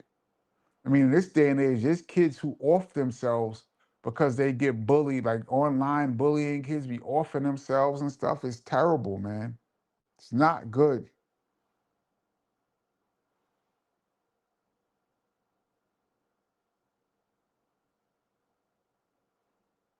Yeah, divine existence. That whole thing with PM Dawn, that's what happened. Any Fab Five Freddy stories? Just being around them. Um, I never really hung with Fab Five Freddy, but it's always cool when I seen him. We did MTV Raps a few times. Um, so I did the one with MTV. I think it's on YouTube. The It's on YouTube. The one we did with Fab Five Freddy. Fab Five Freddy. Um, oh, by the way, let me mention again the shirts. If anybody want to pick them up, the link is in the description below. The shirts has the same logo as this logo. Um, we're in OT, y'all. I'm about to jump off any second. Just getting this last um, few comments. I remember seeing someone asking Melly Mel where he'd been after being low profile for a while. Mel said he'd been working on these and threw up his pythons. Muscle Simmons. Yeah, he got into it with Eminem a couple years ago. That didn't turn out well, and he had to apologize. Robert True, sad but true. Melly Mel got robbed in Jersey City, literally 2 blocks from me in an old bar. It was called the Halfway House. Yeah, around the corner from Pathmark. I heard about it. Yep, right in Jersey City. I mean, I'm not condoning anybody getting robbed. That's not good. But yeah, Melly Mel was in the hood in Jersey City and got ran up on. I think that's called Grand Street. Melly Mel is arrogant. Met him a few times. He's in the Rock and Roll Hall of Fame, so. Kenny, any Fat Man Scoop stories? Yeah, man, that's my man. Was my man. Rest in peace. I remember I met him when he was before he was rapping, when he was doing promotions at Tommy Boy. I was just talking about this with my friend the other day. Um, I was going to get records, and I was going from record company to record company getting records. And I remember I went up to Tommy Boy and got a bunch of records and stuff. And Fat Man Scoop gave me a whole Tommy Boy jacket. It was dope. And I was on my way to another place in Manhattan, so I went by my friend's job and asked her to hold my Tommy Boy jacket because I couldn't even carry it. I had so much stuff. And she said, okay. And I said I would come back the next day and get it. And she left it on her desk. And the cleaning people stole my Tommy Boy jacket.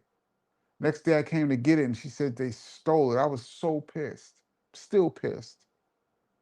Um, but yeah, Fat Man Scoop gave me a Tommy Boy jacket.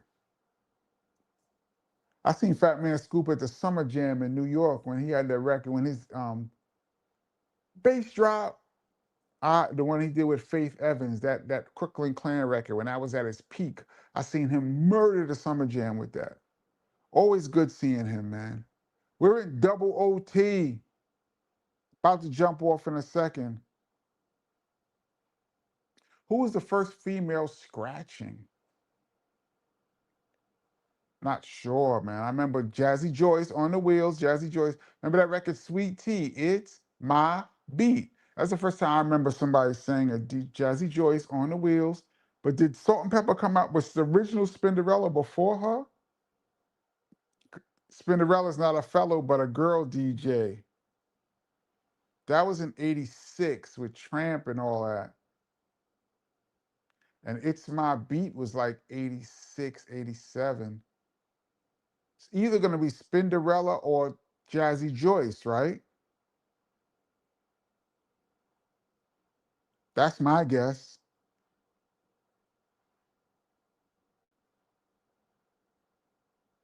Latrice Washington, I'm seeing my then hip hop idol Melly Mel in a different light. No, don't see him in a different light. He's still an absolute pioneer of the game, a legend, rock and roll Hall of Famer. I think the greatest single song of all time is The Message. He's heavy on that. Shout out to Grandmaster Flash and the Furious Five. Sometimes people, they just over the years, he's not the only one. Don't just It's not just Melly Mel, but some people's attitudes turned off a lot of people. That's why they say never meet your heroes, because you could be disappointed so bad. I'm not meaning to bash Melly Mel here on this channel, but I've been in his presence a few times. He might not even known I was there. And the things that I've seen him say and the way he acted, I'm not a fan.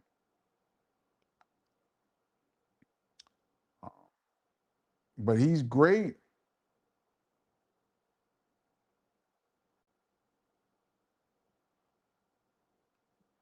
But when you meet other legends like of that era, like let's say the big three-ish of that time, Kool Moe D, Kaz, and Melly Mel, right? Let's say that that's the big three. When you meet the other guys and just how great people they are, it kind of, puts a person who has a little, you know, different disposition in a different spotlight. Um, that's all I'm saying. It's My Beat 88. Nah, It's My Beat is before that. It's My Beat is like 86, because It's My Beat was out maybe early 87, because it was out right when The Bridge Is Over was out. It's My Beat was out. Matter of fact, Red used to mix those two songs together. Shout out to Sweet Tea and Jazzy Joyce, by the way. I don't know Sweet Tea that well. I've met her a couple of times. Jazzy Joyce is the homie. Shout out to Jazzy Joyce. While Lindell says, I still got my It's My Beat OG vinyl. That's dope. B-Ball says Jazzy Joyce, maybe. Yeah, that's where I'm going with it. But Spinderella is a fella, not a girl. DJ could be before that. That first Salt and Pepper album was like 86. So it could be her. Shout out to Duke Booty. Yeah. I talk about Duke Booty all the time on this channel. Um,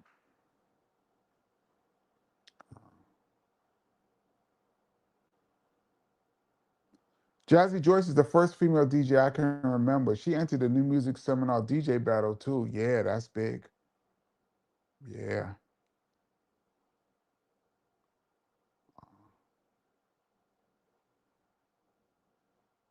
Melly Mel is bitter as fuck. I don't know if he's bitter. I don't know what the reason is. It's just that I'm leaning more towards arrogance. I don't know. We're in double OT. I'm jumping off. Kaz does seem to be super cool. Super cool. Shout out to the great Grandmaster Kaz, one of the most influential MCs that ever lived.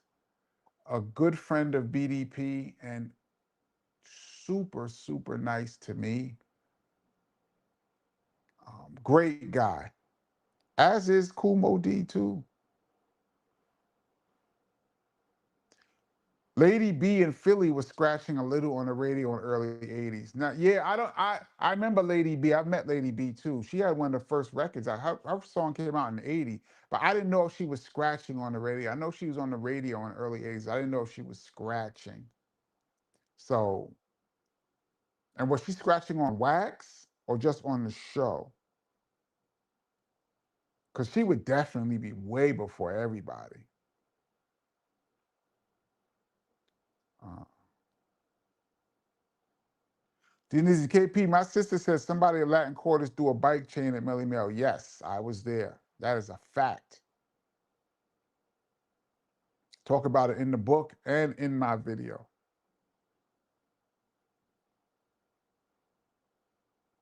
Brooklyn Geek says, yo, who gave KP coffee tonight? All right, that's my cue right there. It's 12 minutes after 10. I am jumping off. Let me go to the very bottom. All right. Uh,